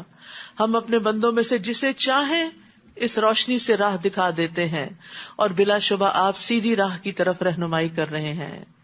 تو یاد رکھیے یہ روح کیا ہے، یہ وحی ہے، قرآن ہے. قرآن دلوں کا موسم بہار ہے. جس طرح بارش برستی ہے تو زمین پھبک اٹھتی ہے، اسی طرح دل پہ وحی کی بارش ہوتی ہے تو دل کھل اٹھتا ہے. اور ویسے بھی تلاوت کا اہتمام جو ہے وہ انسان کے لیے آسمان میں باعث رحمت اور زمین میں باعث تذکرہ ہے. صراط اللہ الذی لہ ما فی السماوات و ما فی الارض الا الی اللہ تصیر الامور. اس اللہ کی راہ کی طرف جو آسمانوں اور زمین میں موجود ہر چیز کا مالک ہے. یاد رکھو سارے معاملات ہی اللہ کی طرف لوٹتے ہیں. سورۃ الزخرف. بسم اللہ الرحمن الرحیم. حامیم والکتاب المبین. انا جعلناہ قرآنا عربیا لعلکم تعقلون. وَإِنَّهُ فِي أُمِّ الْكِتَابِ لَدَيْنَا لَعَلِيٌّ حَكِيمٌ. شروع کرتی ہوں اللہ کے نام سے جو بے انتہا مہربان نہایت رحم فرمانے والا ہے. حامیم. اس واضح کتاب کی قسم. کہ ہم نے اسے عربی زبان کا قرآن بنایا تاکہ تم اس کو سمجھ سکو. یعنی عربی زبان میں ہی یہ قوت تھی کہ وہ اس کے مفہوم کو ادا کر سکے، کوئی اور زبان اس قابل نہ تھی. بلا شبہ یہ قرآن ام الکتاب لوح محفوظ میں درج ہے، جو ہمارے پاس بڑی بلند مرتبہ اور حکمت والی کتاب ہے. تو کیا ہم تمہیں درگزر کرتے ہوئے تمہاری طرف یہ ذکر بھیجنا چھوڑ دیں صرف اس لیے کہ تم حد سے بڑھے ہوئے لوگ ہو؟ اور ہم نے پہلی قوموں میں بھی کتنے ہی رسول بھیجے، اور جب بھی ان کے پاس کوئی نبی آیا تو انہوں نے اس کا مذاق ہی اڑایا، تو ہم نے انہیں ہلاک کر دیا حالانکہ وہ ان سے زیادہ طاقتور تھے. اور پہلے لوگوں میں ایسی کئی مثالیں گزر چکی ہیں. اور اگر آپ ان سے پوچھیں کہ آسمانوں اور زمین کو کس نے پیدا کیا تو یقیناً کہیں گے کہ انہیں اللہ نے پیدا کیا، جو بڑا زبردست اور سب کچھ جاننے والا ہے، جس نے تمہارے لیے زمین کو گہوارہ بنایا اور اس میں تمہارے لیے راستے بنا دیے تاکہ تم اپنی منزل تک پہنچنے کے لیے راہ پا سکو، اور جس نے ایک خاص مقدار میں آسمان سے پانی اتارا، پھر ہم نے اس سے مردہ زمین کو زندہ کر دیا. اس طرح تم بھی زمین سے نکالے جاؤ گے، یعنی قیامت آئے گی تو زمین سے اسی طرح تم بھی پیدا ہو جاؤ گے. اور جس نے تمام مخلوق کے جوڑے بنائے، نیز تمہارے لیے کشتیاں اور چوپائے بنائے جن پر تم سوار ہوتے ہو تاکہ تم ان کی پشت پر جم کر بیٹھ سکو. پھر جب اس پر ٹھیک طرح بیٹھ جاؤ تو اپنے رب کا احسان یاد کرو اور کہو پاک ہے وہ ذات جس نے ہمارے لیے اسے مطیع کر دیا اور ہم تو اسے قابو میں نہ لا سکتے تھے، اور بلا شبہ ہم اپنے رب کی طرف لوٹنے والے ہیں. تو سواری پر بیٹھ کر یہ دعا پڑھی جاتی ہے، سبحان الذی سخر لنا ھذا وما کنا لہ مقرنین وانا الی ربنا لمنقلبون. نبی صلی اللہ علیہ وسلم جب سواری پہ بیٹھتے تھے تو بسم اللہ پڑھتے، پھر الحمدللہ کہتے، پھر سبحان الذی سخر لنا پڑھتے، پھر سبحانک انی ظلمت نفسی فاغفر لی فانہ لا یغفر الذنوب الا انت. اور پھر یہ ہے کہ انسان جس بھی وجہ سے سفر کے لیے نکلے اس سفر میں اپنے رب کو یاد کرتا رہے. یہ نہیں کہ صرف سواری پہ بیٹھتے ہوئے سواری کے دوران بھی، بلکہ آپ اپنے بہت سے اذکار جو ہیں، جو دن کے آپ نے باندھی ہوئی ہیں تسبیحات، وہ سفر میں روزانہ کے رائڈ میں آتے جاتے ان کو مکمل کر سکتے ہیں. اور ان لوگوں نے اللہ کے بندوں میں سے بعض کو اس کا حصہ بنا ڈالا، جز بنا ڈالا. بلا شبہ انسان صریح احسان فراموش ہے. کیا اس نے اپنی مخلوق میں سے اپنے لیے بیٹیاں پسند کی اور تمہیں بیٹوں سے نوازا؟ اور جب ان میں سے کسی کو وہ خوشخبری دی جائے جسے یہ رحمان سے منسوب کرتے ہیں، یعنی لڑکی کی، تو اس کا چہرہ سیاہ پڑ جاتا ہے اور وہ غم سے بھر جاتا ہے. کیا اللہ کے لیے وہ اولاد ہے جو زیور میں پرورش پاتی ہے اور بحث اور حجت میں اپنا مدعا بھی واضح نہیں کر سکتی؟ اور ان لوگوں نے فرشتوں کو جو رحمان کے بندے ہیں عورتیں قرار دے دیا. کیا یہ ان کی پیدائش کے وقت موجود تھے؟ ان کی ایسی شہادت ضرور لکھی جائے گی اور ان سے باز پرس بھی ہوگی. جس پہلے بھی میں نے عرض کیا تھا نا کہ اہل عرب کا عقیدہ یہ تھا کہ اللہ سبحانہ تعالیٰ نے جنوں کے ساتھ رشتہ ازدواج قائم کیا اور پھر ان سے بیٹیاں پیدا ہوئی، نعوذ باللہ، فرشتوں کی شکل میں. اور کہتے ہیں کہ اگر رحمان چاہتا تو ہم ان کی عبادت نہ کرتے. انہیں اس مشیت الہی کا کچھ علم نہیں، یہ محض اٹکلیں دوڑا رہے ہیں. کیا ہم نے انہیں اس سے پہلے کوئی کتاب دی تھی جسے وہ مضبوطی سے تھامنے والے ہیں؟ نہیں، بلکہ وہ یہ کہتے ہیں کہ ہم نے اپنے آباء و اجداد کو ایک طریقے پر پایا اور ہم انہی کے نقش قدم پر چل رہے ہیں. اور اسی طرح ہم نے کسی بستی میں جو بھی ڈرانے والا بھیجا تو اس بستی کے خوشحال لوگوں نے یہی کہا کہ ہم نے اپنے آباء و اجداد کو ایک طریقے پر پایا اور ہم ان کے نقش قدم کی پیروی کر رہے ہیں. وہی بات ہر قوم نے یہی بات دہرائی، ان کے پاس اس کے سوا کوئی دلیل بھی نہیں تھی اپنی غلط کاریوں کی. اس پر نبی نے کہا، خواہ میں تمہارے پاس اس سے زیادہ صحیح راستہ لے کر آؤں جس پر تم نے اپنے باپ دادا کو پایا، تب بھی تم انہی کی پیروی کرو گے. وہ کہنے لگے، جو پیغام دے کر تمہیں بھیجا گیا ہے ہم اس کے انکاری ہیں، چنانچہ ہم نے ان سے بدلہ لے لیا، تو دیکھ لو کہ جھٹلانے والوں کا انجام کیا ہوا. وَإِذْ قَالَ إِبْرَاهِيمُ لِأَبِيهِ وَقَوْمِهِ إِنَّنِي بَرَاءٌ مِّمَّا تَعْبُدُونَ. اور وہ وقت یاد کرو جب ابراہیم نے اپنے باپ اور اپنی قوم سے کہا، جن کی تم بندگی کرتے ہو میں ان سے قطعاً بیزار ہوں، میں تو صرف اس کی بندگی کرتا ہوں جس نے مجھے پیدا کیا اور وہی مجھے راہ دکھائے گا. اور ابراہیم یہی بات اپنی اولاد میں پیچھے چھوڑ گئے تاکہ وہ اس کی طرف رجوع کریں، بلکہ میں نے انہیں اور ان کے آباء و اجداد کو زندگی سے فائدہ اٹھانے کا موقع دیا، یہاں تک کہ ان کے پاس حق اور کھول کر بیان کرنے والا رسول آ گیا، اور جب ان کے پاس حق آ گیا تو کہنے لگے یہ تو جادو ہے اور ہم اسے قطعاً نہیں مانتے۔ نیز یہ کفار مکہ یہ بھی کہتے ہیں کہ یہ قرآن 2 شہروں میں سے کسی بڑے آدمی پر کیوں نہ نازل کیا گیا؟ کیا آپ کے رب کی رحمت کو تقسیم کرنے والے یہ لوگ ہیں؟ دنیا کی زندگی میں ان کے سامان معیشت کو ان کے درمیان ہم نے تقسیم کیا ہے، اور کچھ لوگوں کو دوسروں پر فوقیت بھی دی ہے تاکہ وہ ایک دوسرے سے خدمت لے سکیں، اور آپ کے رب کی رحمت اس چیز سے بہتر ہے جو یہ جمع کر رہے ہیں۔ تو اس سے کیا پتہ چلتا ہے کہ اللہ سبحانہ وتعالیٰ نے لوگوں میں فرق رکھا ہے۔ نحن قسمنا بینہم معیشتہم فی الحیات الدنیا ورفعنا بعضہم فوق بعض درجات۔ تو اس سے ایک بات یہ پتہ چلتی ہے کہ اللہ کے ہاتھ میں ہی دین و دنیا کی دولت ہے۔ رسول اللہ صلی اللہ علیہ وسلم نے فرمایا یقیناً اللہ نے تمہارے درمیان تمہارے اخلاق کو اسی طرح تقسیم کیا ہے جس طرح تمہارے درمیان تمہارا رزق تقسیم کیا ہے، اور بے شک اللہ دنیا اس کو بھی دیتا ہے جس سے وہ محبت کرتا ہے، اور اس کو بھی دیتا ہے جس سے وہ محبت نہیں کرتا، لیکن ایمان صرف اس کو دیتا ہے جس سے وہ محبت کرتا ہے، اور جس کے لیے اللہ چاہتا ہے اس کو دین کی سمجھ عطا کرتا ہے۔ اور یہاں بعض کو بعض کا خدمت گار بنا دیا، تو یہ بھی اللہ تعالیٰ کی حکمت اور مسئلے سے ہے، یعنی ہر کوئی ایک دوسرے کے کام آئے۔ اگر ایک ہی شخص کو ساری کیپیبلٹیز مل جاتی تو پھر تو وہ سرکش ہو جاتا، وہ تو الہ ہونے کو ڈکلیئر کر دیتا، لیکن اللہ تعالیٰ نے انسانوں کے اندر جو کمزوریاں رکھی اور خادموں کو جو انسان کا ماتحت کر دیا، یہ سب انسان کے لیے ایک نشانیاں ہیں۔ اور اگر یہ اندیشہ نہ ہوتا کہ تمام لوگ ایک ہی دین یعنی کفر کی طرف مائل ہو جائیں گے تو ہم رحمان کے ساتھ کفر کرنے والوں کے گھروں کی چھتیں اور سیڑھیاں جن پہ وہ چڑھتے ہیں اور ان کے گھروں کے دروازے اور تخت جن پہ تکیے لگاتے ہیں، یہ سب چیزیں چاندی کی اور بعض سونے کی بنا دیتے۔ بعض اور بعض کیوں فرق کیوں؟ کیونکہ ورائٹی میں خوبصورتی ہوتی، صرف ایک ہی چیز جو ہوتی ہے وہ انسان اس سے تھک بھی جاتا ہے، تو سونا اور چاندی اس لیے دونوں کا ذکر آتا ہے۔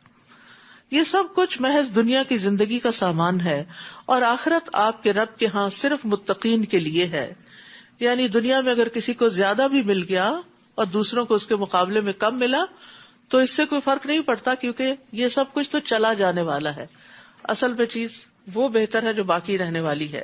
وَمَن يَعْشُ عَن ذِكْرِ الرَّحْمَنِ نُقَيِّضْ لَهُ شَيْطَانًا فَهُوَ لَهُ قَرِينٌ، اور جو شخص رحمان کے ذکر سے آنکھیں بند کر لیتا ہے ہم اس پر ایک شیطان مسلط کر دیتے ہیں جو اس کا ساتھی بن جاتا ہے۔ اللہ اکبر۔ تو جو اللہ کی یاد سے منہ پھیرتا ہے، اللہ کو یاد نہیں کرتا، تو پھر اللہ سبحانہ وتعالی شیطان کو اس کے پیچھے لگا دیتے ہیں۔ ابن قیم کہتے ہیں جب انسان صبح اور شام کرے اور اس کی پریشانی صرف ایک اللہ کی ذات ہو تو اللہ تعالیٰ اس کی ساری ضرورتوں کو اپنے ذمے لے لیتا ہے، اور ہر وہ چیز جو اسے پریشان کرے اسے بھی اپنے ذمے لے لیتا ہے، اور اس کے دل کو اپنی محبت کے لیے، اس کی زبان کو اپنے ذکر کے لیے اور اس کے اعضاء کو اپنی اطاعت کے لیے فارغ کر دیتا ہے۔ اور اگر وہ صبح شام اس حال میں کرتا ہے کہ دنیا ہی بس اس کی پریشانی ہے تو اللہ تعالیٰ اس کی پریشانی، غم اور تکلیفوں کو اس پہ لاد دیتا ہے اور اسے اس کے نفس کے حوالے کر دیتا ہے، اس کے دل کو اپنی محبت سے مخلوق کی محبت کی طرف پھیر دیتا ہے، اس کی زبان کو اپنے ذکر سے ہٹا کر لوگوں کے ذکر کی طرف لگا دیتا ہے، اس کے اعضاء کو اپنی اطاعت سے ہٹا کر لوگوں کی خدمت میں لگا دیتا ہے۔ تو وہ اس طرح مشقت اٹھاتا ہے جس طرح جنگلی جانور دوسروں کی خدمت میں مشقت اٹھاتے ہیں، تو وہ اس بھٹی کی طرح ہو جاتا ہے جس کے پیٹ میں ہوا بھر دی جاتی ہے، پھر اس کی پسلیوں سے اس ہوا کو دوسروں کے فائدے کے لیے نچوڑ دیا جاتا ہے، یعنی ہر حال میں اس کو مشقت ہی مشقت ہوتی ہے۔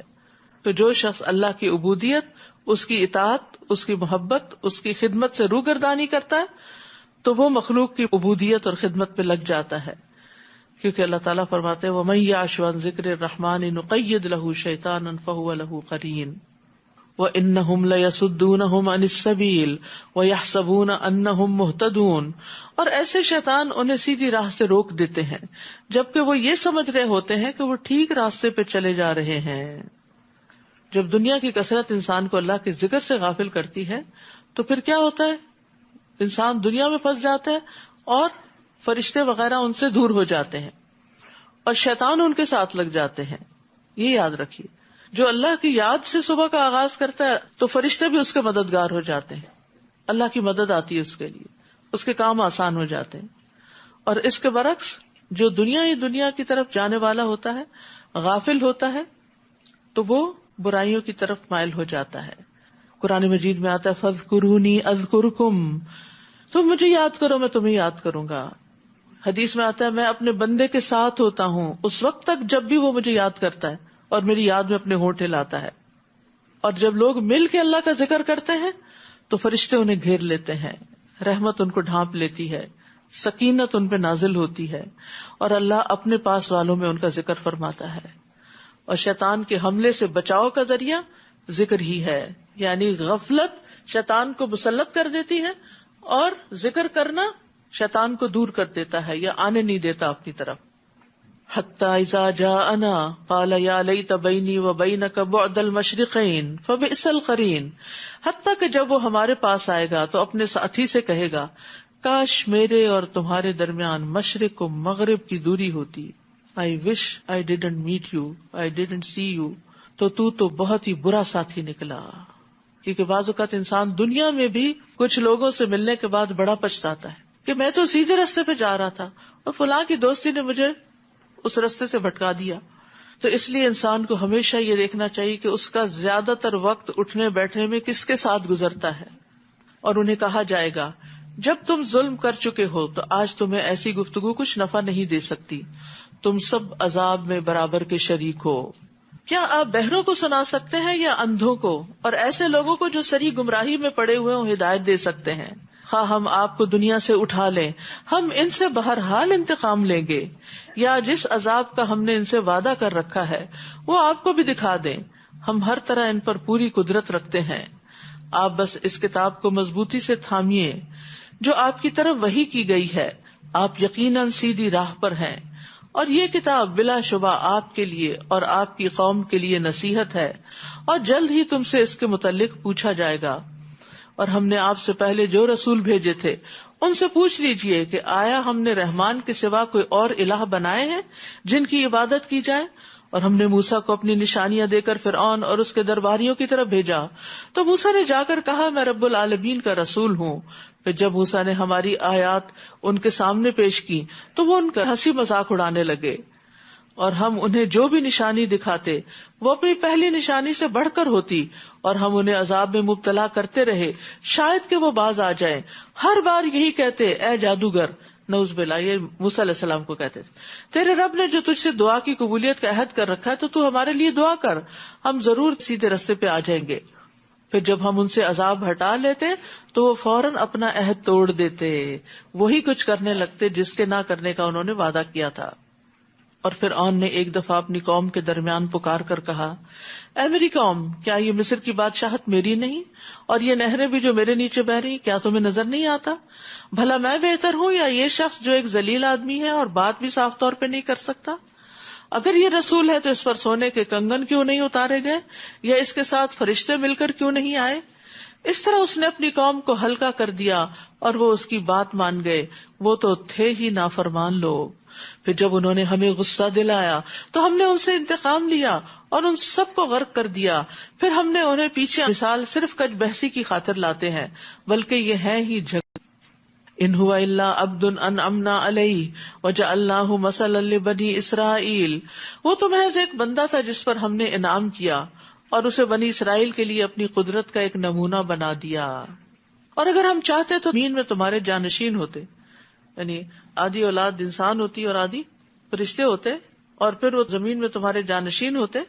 اور وہ عیسیٰ تو قیامت کی ایک علامت ہے, لہٰذا اس کے آنے میں ہرگز شک نہ کرو اور میری پیروی کرو, یہی سیدھی راہ ہے. واتبعون ھذا صراط مستقیم, کہیں شیطان تمہیں اس راہ سے نہ روک دے, وہ تو تمہارا کھلا دشمن ہے. اور جب عیسیٰ صریح نشانیاں لے کر آئے تھے تو کہا میں تمہارے پاس حکمت کی باتیں لایا ہوں, اور اس لیے بھی تاکہ تم پر بعض وہ باتیں واضح کر دوں جن میں تم اختلاف کرتے رہے ہو, لہٰذا اللہ سے ڈرو اور میری اطاعت کرو. ان اللہ هو ربی و ربکم فاعبدوہ ھذا صراط مستقیم. اللہ ہی میرا رب ہے اور تمہارا بھی، لہذا اسی کی عبادت کرو، یہی سیدھی راہ ہے. عیسیٰ علیہ السلام کا پیغام ہے یہ. پھر ان میں سے کئی گروہوں نے آپس میں اختلاف کیا. بس ایسا ظلم کرنے والوں کے لیے دردناک دن کے عذاب سے تباہی ہے. کیا یہ لوگ اب اس انتظار میں ہے کہ ان پر یکدم قیامت آ جائے اور انہیں خبر بھی نہ ہو؟ الاخلاء یومئذ بعضهم لبعض عدو الا المتقین. اس دن پرہیزگاروں کے علاوہ سب دوست ایک دوسرے کے دشمن بن جائیں گے. دوست وہ ہوتا ہے نا جو ہمیشہ ساتھ دیتا ہے. اگر کوئی مشکل وقت میں آپ کا ساتھ نہیں دیتا تو وہ پھر دوست نہیں ہو سکتا. لیکن متقین کے علاوہ انسان جس کو بھی دوست بناتا ہے وہ دوستی صرف دنیا کی حد تک ہے. صرف اللہ کے لیے کی گئی دوستی ہمیشہ باقی رہے گی، ہمیشہ ہمیشہ. وہ جنت میں بھی خوشی دے گی، وہاں بھی دوست ایک دوسرے سے مل کے انجوائے کریں گے. تو اللہ کی خاطر دوستی جو ہے ایمان کا مضبوط کڑا ہے. رسول اللہ صلی اللہ علیہ وسلم نے فرمایا ایمان کا سب سے مضبوط کڑا اللہ کی خاطر محبت اور اللہ کی خاطر بغض ہے. یہ کیوں اتنا مضبوط ہے؟ کیونکہ اچھے دوستوں کی کمپنی میں انسان کا ایمان بڑھتا ہے، تقویٰ بڑھتا ہے، انسان آگے بڑھتا ہے نیکی کے راستوں میں، ایمان مضبوط ہوتا چلا جاتا ہے. جیسے ایک صحابی نے دوسرے سے کہا تھا نا، آؤ ایک گھڑی مل کر ایمان لے آتے ہیں. تو کیا مطلب تھا ان کا؟ آؤ مل بیٹھ کے ذرا اللہ کی باتیں کرتے ہیں تاکہ ہمارا ایمان بڑھ جائے. جیسے موسیٰ علیہ السلام نے ہارون علیہ السلام کو مانگا تھا کہ نسبحک کثیرا ونذکرک کثیرا. تو ایک دوسرے کے ساتھ مل بیٹھ کے اللہ کی باتیں کرنا اور اللہ کو یاد کرنا یہ ایمان کو بڑھاتا ہے. تو اس لیے اچھے دوستوں اور اچھی مجلسوں کا اہتمام ہمیشہ جاری رہنا چاہیے. رسول اللہ صلی اللہ علیہ وسلم نے فرمایا ایمان کا سب سے مضبوط کڑا اللہ کی خاطر محبت اور اللہ کی خاطر بغض ہے. ایک شخص رسول اللہ صلی اللہ علیہ وسلم کی خدمت میں حاضر ہوا اور عرض کیا، یا رسول اللہ، آپ کا اس شخص کے بارے میں کیا ارشاد ہے جو کچھ لوگوں سے محبت کرتا ہے لیکن ان سے مل نہیں سکا؟ جیسے ہم لوگ صحابہ سے محبت کرتے ہیں لیکن ہماری ملاقات تو نہیں ہوئی. آپ نے فرمایا کہ انسان اسی کے ساتھ ہے جس سے وہ محبت کرتا ہے. قیامت کے دن ایسے لوگ عرش کا سایہ پانے والے ہوں گے. اللہ تعالیٰ فرمائے گا، این المتحابون بجلالی، میرے جلال کی خاطر آپس میں محبت کرنے والے آج کہاں ہیں؟ آج کے دن میں ان کو اپنے سائے میں رکھوں گا جس دن میرے سائے کے علاوہ کوئی سایہ نہیں. وہ قیامت کے دن نور کے ممبروں پر ہوں گے. ابو مسلم خولانی کہتے ہیں کہ میں نے معاذ رضی اللہ عنہ سے کہا، میں اللہ کی خاطر آپ سے محبت کرتا ہوں. تو انہوں نے مجھے اپنی طرف کھینچا اور کہا، تم نے کیا کہا؟ میں نے کہا، میں اللہ کی خاطر آپ سے محبت کرتا ہوں. انہوں نے کہا، میں نے رسول اللہ صلی اللہ علیہ وسلم کو فرماتے ہوئے سنا، آپ اپنے رب سے روایت کرتے ہیں کہ اللہ کی خاطر محبت کرنے والے قیامت کے دن نور کے ممبروں پر رونق افروز ہوں گے، عرش کے سائے کے نیچے ہوں گے جس دن اس سائے کے سوا کوئی سایہ نہ ہوگا. کہتے ہیں میں وہاں سے نکل کر عبادہ بن صامت کے پاس آیا اور معاذ بن جبل والی حدیث بیان کی. تو انہوں نے کہا، میں نے رسول اللہ صلی اللہ علیہ وسلم کو اپنے رب عز و جل سے روایت کرتے ہوئے سنا، میری محبت ان لوگوں کے لیے طے شدہ ہے جو میری وجہ سے ایک دوسرے سے محبت کرتے ہیں. میری محبت ان لوگوں کے لیے طے شدہ ہے جو میری وجہ سے ایک دوسرے پر خرچ کرتے ہیں. میری محبت ان لوگوں کے لیے طے شدہ ہے جو میری وجہ سے ایک دوسرے سے ملاقات کرتے ہیں. اور اللہ کی خاطر محبت کرنے والے نور کے ممبروں پر ہوں گے، عرش کے سائے تلے ہوں گے جس دن اس سائے کے سوا کوئی سایہ نہ ہوگا.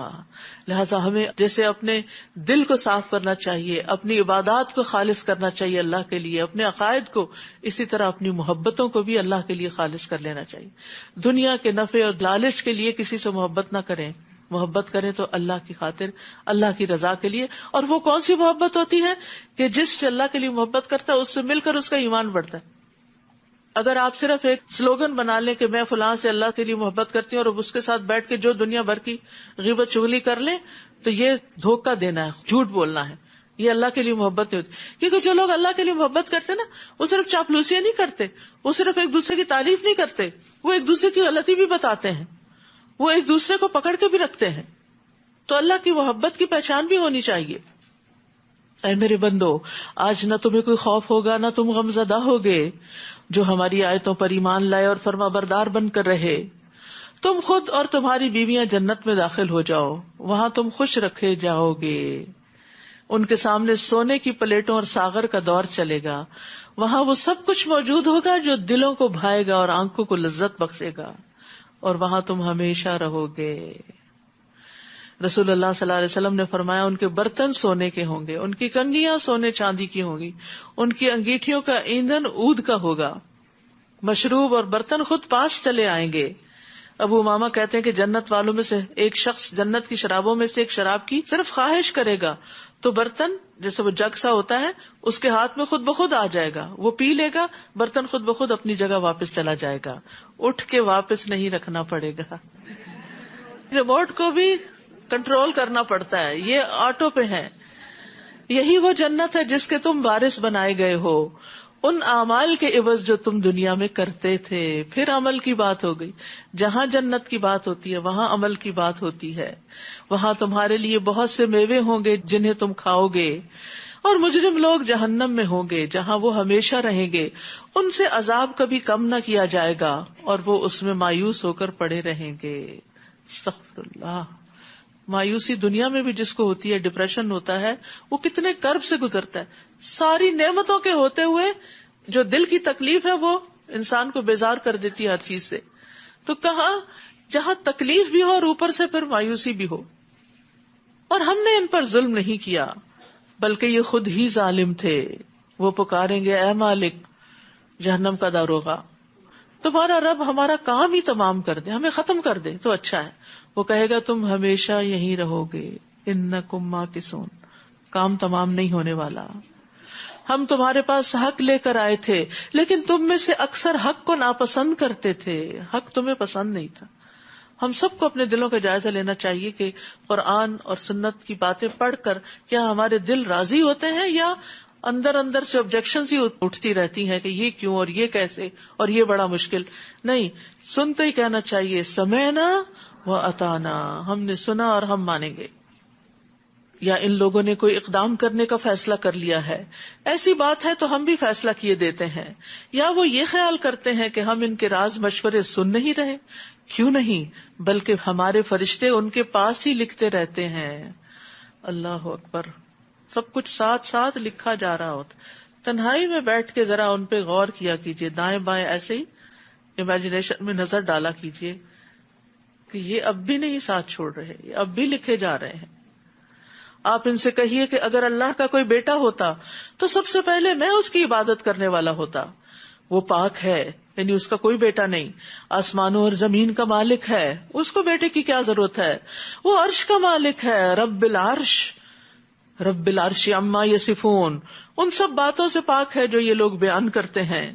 آپ انہیں چھوڑیے کہ وہ اپنی فضول بحثوں اور کھیل کود میں لگے رہیں، یہاں تک کہ وہ دن دیکھ لیں گے جس کا انہیں خوف دلایا جاتا ہے۔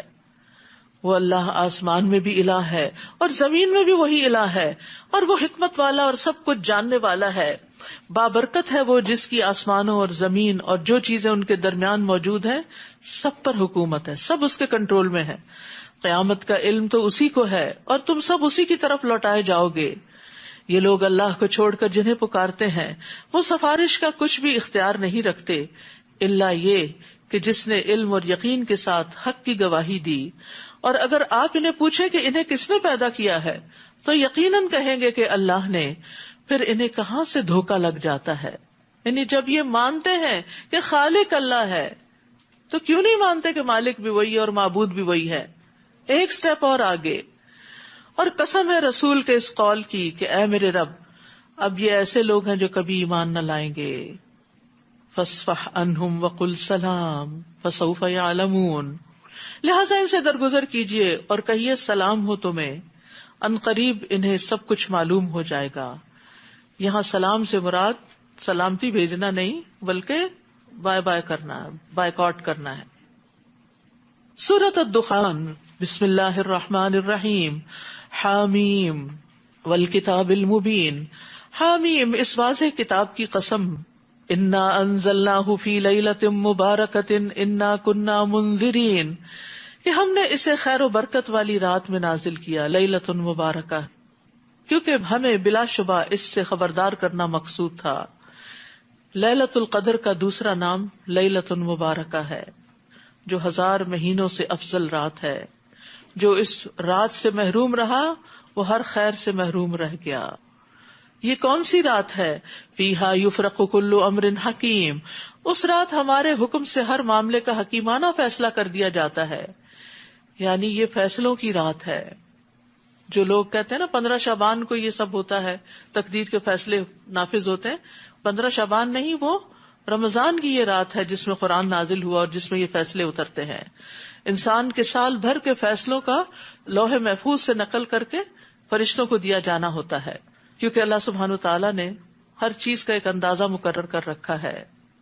رسول اللہ صلی اللہ علیہ وسلم نے فرمایا ہر چیز تقدیر سے وابستہ ہے، یہاں تک کہ فہم و فراست بھی اور بے بسی بھی. تقدیر پر ایمان کے بغیر ایمان مکمل نہیں ہوتا. تقدیر کا انکار انسان کو جہنم میں پہنچا دیتا ہے. تو یہ ہمارے ایمان اور بیسک عقیدے کا ایک حصہ ہے، اس کا درست ہونا بھی ضروری ہے. بلا شبہ ہم ہی رسول بھیجنے والے ہیں اور یہ آپ کے رب کی رحمت کی بنا پر تھا. بلا شبہ وہ سب کچھ سننے والا اور جاننے والا ہے. وہ آسمان و زمین اور جو کچھ ان کے درمیان موجود ہے سب چیزوں کا مالک ہے. اگر تم واقعی یقین کرنے والے ہو اس کے سوا کوئی الہ نہیں. وہی زندہ کرتا ہے اور مارتا ہے. وہ تمہارا بھی رب ہے اور تمہارے پہلے آباء و اجداد کا بھی، بلکہ وہ اس معاملے میں شک میں پڑے کھیل رہے ہیں. سو آپ اس دن کا انتظار کیجئے جب آسمان سے صریح دھواں ظاہر ہوگا، یعنی قرب قیامت میں جو لوگوں پر چھا جائے گا. یہ دردناک عذاب ہوگا. اس وقت لوگ پکار اٹھیں گے اے ہمارے رب ہم سے عذاب کو دور کر دے، ہم ایمان لاتے ہیں. لیکن یاد رکھیے کہ جب بڑی نشانیاں ظاہر ہو جائیں گی تو ایمان لانا فائدہ نہ دے گا. اس وقت انہیں نصیحت کہاں، حالانکہ ان کے پاس کھول کر بیان کرنے والا رسول آ چکا. پھر ان لوگوں نے اس رسول سے منہ پھیر لیا اور کہنے لگے یہ تو سکھایا پڑھایا دیوانہ ہے، ہم تھوڑی مدت کے لیے عذاب ہٹا دیں گے مگر تم لوگ پھر وہی کچھ کرو گے جو پہلے کرتے رہے. پھر جس دن ہم بڑی سخت گرفت کریں گے تو پھر انتقام لے کر رہیں گے. اشارہ ہے جنگ بدر کی طرف. اور ان سے پہلے ہم فرعون کی قوم کو آزما چکے ہیں. ان کے پاس ایک معزز رسول آیا جس نے کہا کہ اللہ کے بندوں کو میرے حوالے کر دو، میں تمہارے لیے ایک امانت دار رسول ہوں، اور یہ کہ اللہ کے مقابلے میں سرکشی نہ کرو. میں تمہارے سامنے صریح دلیل پیش کرتا ہوں، اور میں نے اپنے اور تمہارے رب کی پناہ لے لی کہ تم مجھے سنگسار کر سکو. اور اگر تم میری بات پر ایمان نہیں لاتے تو مجھ سے الگ ہو جاؤ. فدعا ربہ ان ہؤلاء قوم مجرمون. پھر موسیٰ نے اپنے رب کو پکار کر کہا کہ یہ لوگ مجرم ہیں. اللہ نے حکم دیا میرے بندوں کو رات کے وقت لے کر نکل جاؤ، یقیناً تمہارا تعاقب کیا جائے گا. اور سمندر کو کھڑے کا کھڑا چھوڑ کر پار نکل جاؤ، تمہارے بعد ان کا تمام لشکر ڈبو دیا جائے گا. کم ترکوا من جنات وعیون وزروع ومقام کریم ونعمت کانوا فیہا فاکہین. وہ کتنے ہی باغ اور چشمے چھوڑ گئے، اور کھیت اور عمدہ عمارتیں بھی، اور نعمت کے سامان بھی جن میں وہ مزے اڑاتے تھے، سب پیچھے رہ گیا. حسرت امیز انجام. اسی طرح ہوا اور ہم نے ایک دوسری قوم کو ان کا وارث بنا دیا. پھر نہ آسمان ان پہ رویا اور نہ زمین ہی، اور نہ ہی انہیں کچھ مہلت دی گئی. یاد رکھیے جب کوئی نیک بندہ فوت ہوتا ہے تو جہاں وہ سجدے کرتا ہے، عبادت کرتا ہے، جہاں وہ ذکر کرتا ہے وہ جگہ اس کو یاد کرتی. لیکن جب کوئی ظالم فوت ہوتا ہے تو ہر چیز شکر ادا کرتی ہے. تو قوم فرعون کا کوئی نیک عمل نہیں تھا کہ جو آسمان اور زمین والے ان کے پیچھے ان کے لیے روتے. یعنی کسی کو صدمہ ہی نہیں پہنچا. رویا کب جاتا ہے؟ جب انسان کو کوئی صدمہ پہنچتا ہے. اور بنی اسرائیل کو ہم نے رسوا کرنے والے عذاب سے نجات دی، یعنی فرعون سے. وہ حد سے بڑھنے والوں میں سے سر نکال رہا تھا. اور ہم نے بنی اسرائیل کو اپنے علم کی بنا پر جہانوں پر ترجیح دی، چن لیا انہیں، اور ہم نے انہیں ایسی نشانیاں دی جن میں صریح آزمائش تھی. یہ لوگ تو یہ کہتے ہیں ہماری بس پہلی موت ہی ہے اور ہم دوبارہ اٹھائے نہیں جائیں گے. اگر تم سچے ہو تو ہمارے آباء و اجداد کو لا کر دکھاؤ. کیا یہ بہتر ہے یا قوم تبا؟ یمن کے ملوک کا تبا لقب تھا، اور اس سے پہلے کے لوگ. ہم نے ان سب کو ہلاک کر دیا کیونکہ وہ مجرم تھے. نیز ہم نے آسمانوں اور زمین کو اور جو چیزیں ان کے درمیان ہیں کھیل کے طور پہ پیدا نہیں کیا. یہ دنیا صرف انٹرٹینمنٹ کی جگہ نہیں ہے، بلکہ انہیں حقیقی مصلحت سے پیدا کیا ہے. لیکن اکثر لوگ یہ بات جانتے نہیں. ان یوم الفصل میقاتهم اجمعین یوم لا یغنی مولا عن مولا شیئا ولا هم ینصرون. فیصلے کا دن ان سب سے وعدے کا وقت ہے جس دن کوئی دوست اپنے دوست کے کچھ کام نہ آئے گا اور نہ ہی انہیں کہیں سے کوئی مدد ملے گی مگر جس پر اللہ نے رحم کر دیا، کیونکہ وہ ہر چیز پر غالب اور رحم کرنے والا ہے۔ تو رحمان ہی رحم کرتا ہے، جس پہ چاہتا ہے کرتا ہے، یہ اس کی مشیت ہے۔ ان شجرۃ الزقوم طعام الاثیم، بے شک تھور کا درخت، زقوم کا درخت گناہگار کا کھانا ہوگا، جو پگھلے ہوئے تانبے کی طرح پیٹوں میں جوش مارے گا، ابلے گا، کھولے گا، جیسے کھولتا ہوا پانی جوش مارتا ہے۔ استغفر اللہ، کیتلی ابلتی ہے نا جب، تو اس وقت دیکھا کرے۔ پھر حکم ہوگا کہ اسے پکڑ لو، پھر اسے گھسیٹتے گھسیٹتے جہنم کے درمیان تک لے جاؤ، پھر کھولتے پانی کا عذاب اس کے سر کے اوپر سے انڈیل دو، پھر اسے کہا جائے گا اب سزا چکھ، تو بڑا معزز اور شریف بنا پھرتا تھا، دنیا میں بظاہر تو بڑی چیز بنا ہوا تھا، آج دیکھو کہ تمہارا حال کیا ہوتا ہے۔ یعنی جیسا اس کا قصور تھا ویسا ہی اس کا انجام۔ جھوٹی عزت آخرت میں کوئی فائدہ نہ دے گی۔ ان المتقین فی مقام امین فی جنات وعیون، اس کے مقابلے میں پرہیزگار لوگ امن کی جگہ میں ہوں گے، باغوں اور چشموں میں۔ امن ہونا کسی بھی مقام کا اصل حسن ہے۔ وہ جگہ بڑی ہی اچھی لگتی ہے، چاہے ویسے معمولی سی ہو، جہاں انسان کو ایک سکون حاصل ہوتا ہے، جہاں وہ پیس فیل کرتا ہے، چاہے وہ ایک درخت کا سایہ ہو، چاہے وہ ایک معمولی سی مسجد ہو، چاہے وہ کوئی ذکر کا حلقہ ہو معمولی سے لوگوں کا، وہ جگہ خوبصورت ہو جاتی ہے کیونکہ وہاں امن ہوتا ہے۔ تو جنت کا بھی اصل حسن کیا ہے کہ ساری نعمتوں کے ساتھ امن، اور دنیا میں ساری نعمتیں ہوں اگر امن نہ ہو تو انسان کی پریشانی اسے نعمتوں سے فائدہ اٹھانے نہیں دیتی۔ وہاں اس جنت میں باغوں اور چشموں میں ہوں گے وہ، باریک اور گاڑھے ریشم کا لباس پہنے آمنے سامنے بیٹھے ہوں گے، فیس ٹو فیس، اور ہم انہیں بڑی بڑی آنکھوں والی اور سفید جسم والی عورتوں سے بیاہ دیں گے۔ وہاں امن اور اطمینان سے ہر قسم کے میوے طلب کریں گے، یعنی ساری ہی نعمتیں جمع ہو جائیں گی، من پسند کھانے ملیں گے، جو پھل ان پہ جھکے ہوئے ہوں گے، ان کے نزدیک ہوں گے، کبھی ختم نہیں ہوں گے۔ دنیا میں تو سیزن ختم ہو جاتا ہے نا، عمدہ قسم کے انگور آتے ہیں، پھر وہ اس کا موسم چلا جاتا ہے، آپ لاکھ کوشش کریں پوری مارکیٹ چھان مارے آپ کو نہیں ملیں گے۔ اسی طرح باقی بھی بہت سی چیزیں، یعنی بعض چیزیں مخصوص اوقات میں ہی دنیا میں پیدا ہوتی ہیں، آپ دوسرے وقت میں ان کو پیدا کرنے کی کوشش کریں تو وہ نہیں حاصل ہوتی، لیکن وہاں پر ہر موسم میں ہر پھل، اور پھر اتنے ہوں گے کہ جو کبھی ختم نہ ہوں گے، نہ کبھی روکے جائیں گے۔ اور پھر یہ کہ ایک ایک پھل کا خوشہ اتنا بڑا ہوگا کہ ختم ہونے کا نام نہ لے گا۔ رسول اللہ صلی اللہ علیہ وسلم نے فرمایا میں نے جنت دیکھی تو اس میں سے ایک خوشہ لینا چاہا، اگر میں لے لیتا تو تم اسے اس وقت تک کھاتے رہتے جب تک دنیا موجود ہے۔ لا یذوقون فیہا الموت الا الموتۃ الاولی ووقاہم عذاب الجحیم، وہاں وہ موت کا مزہ نہیں چکھیں گے، بس پہلی موت جو دنیا میں آ چکی بس آ چکی، اور اللہ انہیں جہنم کے عذاب سے بچا لے گا۔ یہ آپ کے رب کا فضل ہوگا، یہ بہت بڑی کامیابی ہے، اصل کامیابی یہی ہے۔ فَإِنَّمَا يَسَّرْنَاهُ بِلِسَانِكَ لَعَلَّهُمْ يَتَذَكَّرُونَ، ہم نے اس قرآن کو آپ کی زبان میں آسان بنا دیا ہے تاکہ لوگ نصیحت حاصل کریں۔ یہ آسان کتاب ہے، کسی فلسفے کی کتاب کی طرح اس میں کوئی ایسی گتھیاں نہیں جو سلجھ نہ سکیں، جو آپ کو سمجھ میں نہ آئے، کوئی فارمولاز نہیں، کوئی ایسی چیزیں نہیں کہ جو آپ کی سمجھ سے بالا ہوں، صاف سمجھ میں آنے والی چیز ہے۔ سو آپ انتظار کیجئے، وہ بھی انتظار کر رہے ہیں۔ سورۃ الجاثیہ، بسم اللہ الرحمن الرحیم، حامیم تنزیل الکتاب من اللہ العزیز الحکیم۔ حامیم، یہ کتاب اللہ کی طرف سے نازل ہوئی ہے جو زبردست اور حکمت والا ہے۔ بلا شبہ آسمانوں اور زمین میں ایمان لانے والوں کے لیے کئی نشانیاں ہیں، اور خود تمہاری اور ان جانوروں کی پیدائش میں بھی جو اس نے زمین میں پھیلا رکھے ہیں یقین کرنے والوں کے لیے نشانیاں ہیں، نیز رات اور دن کے بدلنے میں، اور جو اللہ نے آسمان سے رزق نازل فرمایا، پھر اس زمین کو مرنے کے بعد زندہ کر دیا، اور ہواؤں کی گردش میں ان لوگوں کے لیے بہت سی نشانیاں ہیں جو عقل سے کام لیتے ہیں۔ تو یہاں توحید کے دلائل دیے گئے ہیں جس میں مختلف چیزوں کی پیدائش کا ذکر ہے، آسمان کا، زمین کا، لوگوں کا، جانوروں کا، رات کا، دن کا، پھر آسمان سے بارش کے آنے کا، اور اس سے زمین کے زندہ ہونے کا، پھر ہواؤں کو چلانے کا، تو یہ سارے دلائل ہمارے سامنے ہیں تاکہ ہم اللہ کی وحدانیت پر ایمان رکھیں. یہ اللہ کی آیات ہیں جنہیں ہم آپ کو ٹھیک ٹھیک پڑھ کر سنا رہے ہیں. پھر اللہ اور اس کی آیات کے بعد آخر وہ کون سی بات ہے جس پر یہ لوگ ایمان لائیں گے؟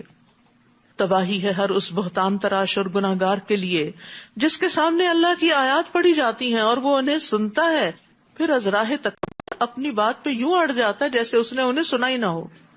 ایسے شخص کو آپ دردناک عذاب کی بشارت دے دیجئے. یعنی جو قرآن سن کر اس پر ایمان نہ لائیں، اس کی باتوں پر یقین نہ کریں، پھر ان کی یہ جزا ہے. اور جب ہماری آیات میں سے کچھ معلوم کر لیتا ہے تو اسے مذاق بنا لیتا ہے. ایسے لوگوں کو ذلت کا عذاب ہوگا، پھر اس کے بعد ان کے لیے جہنم ہے. اور جو کچھ انہوں نے دنیا میں کمایا نہ تو وہ ان کے کچھ کام آئے گا اور نہ وہ جنہیں انہوں نے اللہ کے سوا کارساز بنا رکھا تھا، اور انہیں بڑا سخت عذاب ہوگا. یہ قرآن تو سراسر ہدایت ہے، اور جو لوگ اپنے رب کی آیات کے منکر ہیں ان کے لیے عذاب ہے دردناک عذاب میں سے. اللہ ہی ہے جس نے سمندر کو تمہارے تابع کر دیا تاکہ اس کے حکم سے اس میں کشتیاں چلیں، اور تم اس کا فضل تلاش کرو اور اس کے شکر گزار بنو. یعنی یہ سب کچھ اللہ نے ایک حکمت اور مصلحت کے تحت پیدا کیا. اور جو کچھ آسمانوں میں ہے یا زمین میں، سب کچھ ہی اس نے تمہارے لیے کام پر لگا رکھا ہے. غور و فکر کرنے والے لوگوں کے لیے اس میں بہت سی نشانیاں ہیں.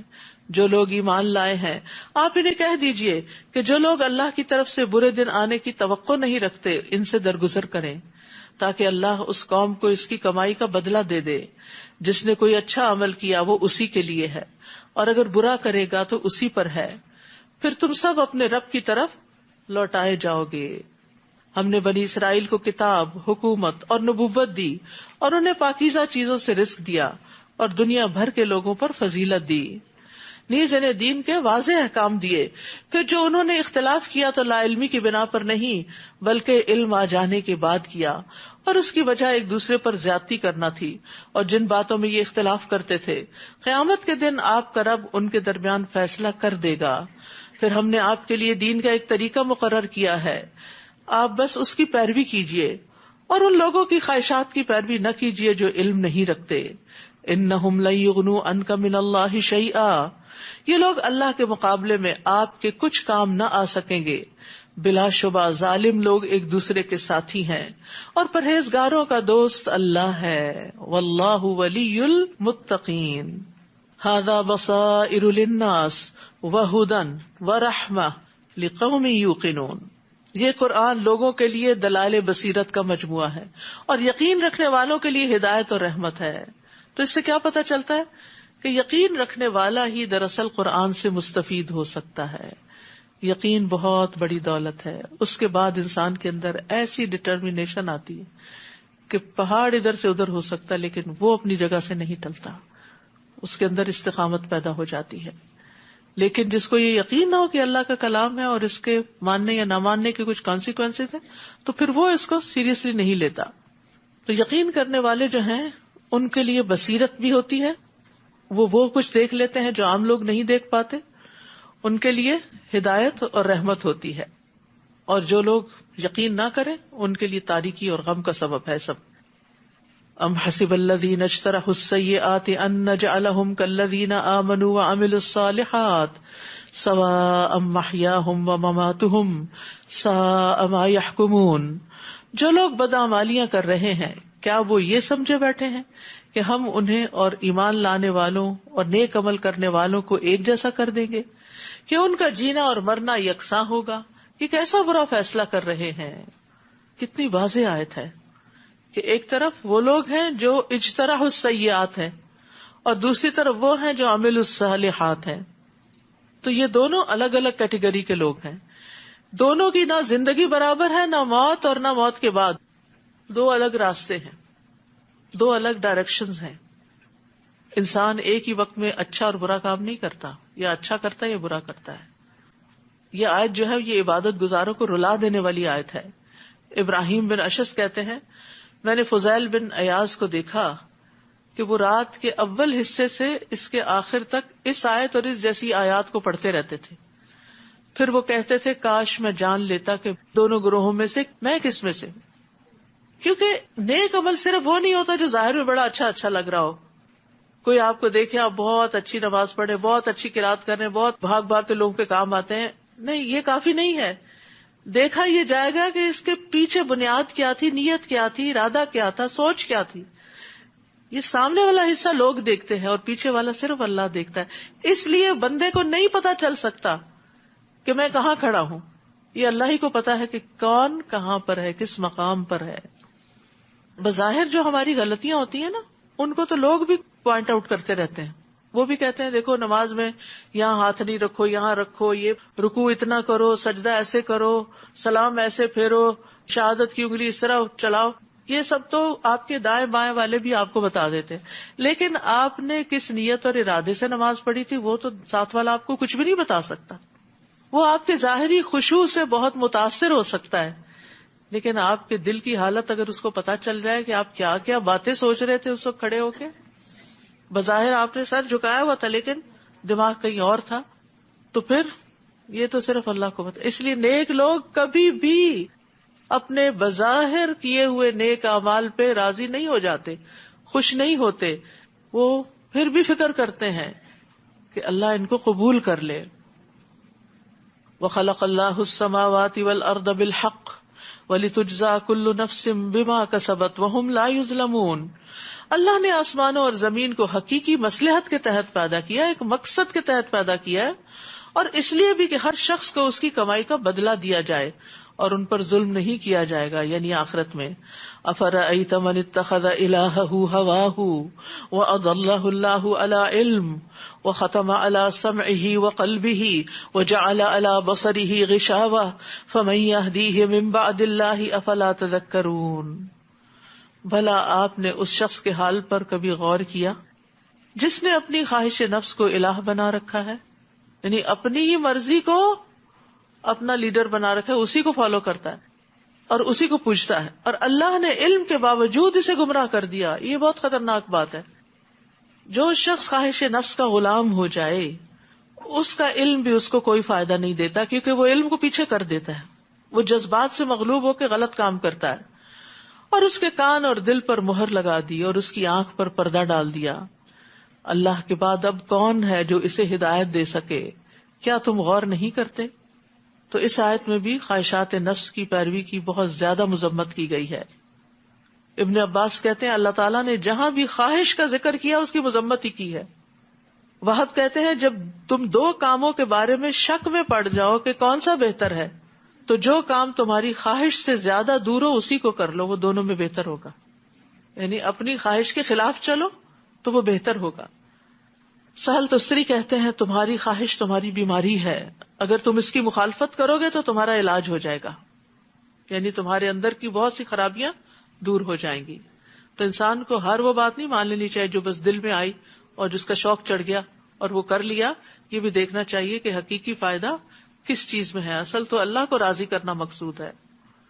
وَقَالُوا مَا هِيَ إِلَّا حَيَاتُنَا الدُّنْيَا نَمُوتُ وَنَحْيَا وَمَا يُهْلِكُنَا إِلَّا الدَّهْرُ وَمَا لَهُمْ بِذَلِكَ مِنْ عِلْمٍ إِنْ هُمْ إِلَّا يَظُنُّونَ. یہ لوگ کہتے ہیں بس ہماری دنیا کی زندگی دراصل زندگی ہے، یہاں ہم مرتے اور جیتے ہیں اور زمانہ ہی ہمیں ہلاک کرتا ہے. إِلَّا الدَّهْرُ، اسی سے لفظ دہریہ نکلا ہے. جو ایتھیسٹ ہوتے ہیں ان کے لیے یہ لفظ عربی میں استعمال ہوتا ہے. حالانکہ ان باتوں کا انہیں کچھ علم نہیں، وہ محض گمان سے یہ باتیں کرتے ہیں. بس ان کا خیال ہے کہ کوئی پیدا کرنے والا نہیں، یہ سب کچھ خود بخود کام کر رہا ہے اور وقت آئے گا تو ہم ختم ہو جائیں گے، لوگ آتے ہیں اور چلے جاتے ہیں، بس ایسے نظام چل رہا ہے. تو سوچتے کیوں نہیں کہ آغاز کیسے ہوا تھا، اور پھر اس سے سوچتے کیوں نہیں کہ انجام کیا ہوگا. کیونکہ دیکھیں نا، کوئی بھی چیز ہو اس کا ایک آغاز ہوتا ہے، ایک انجام ہوتا ہے، اس دو سے وہ خالی نہیں ہوتی.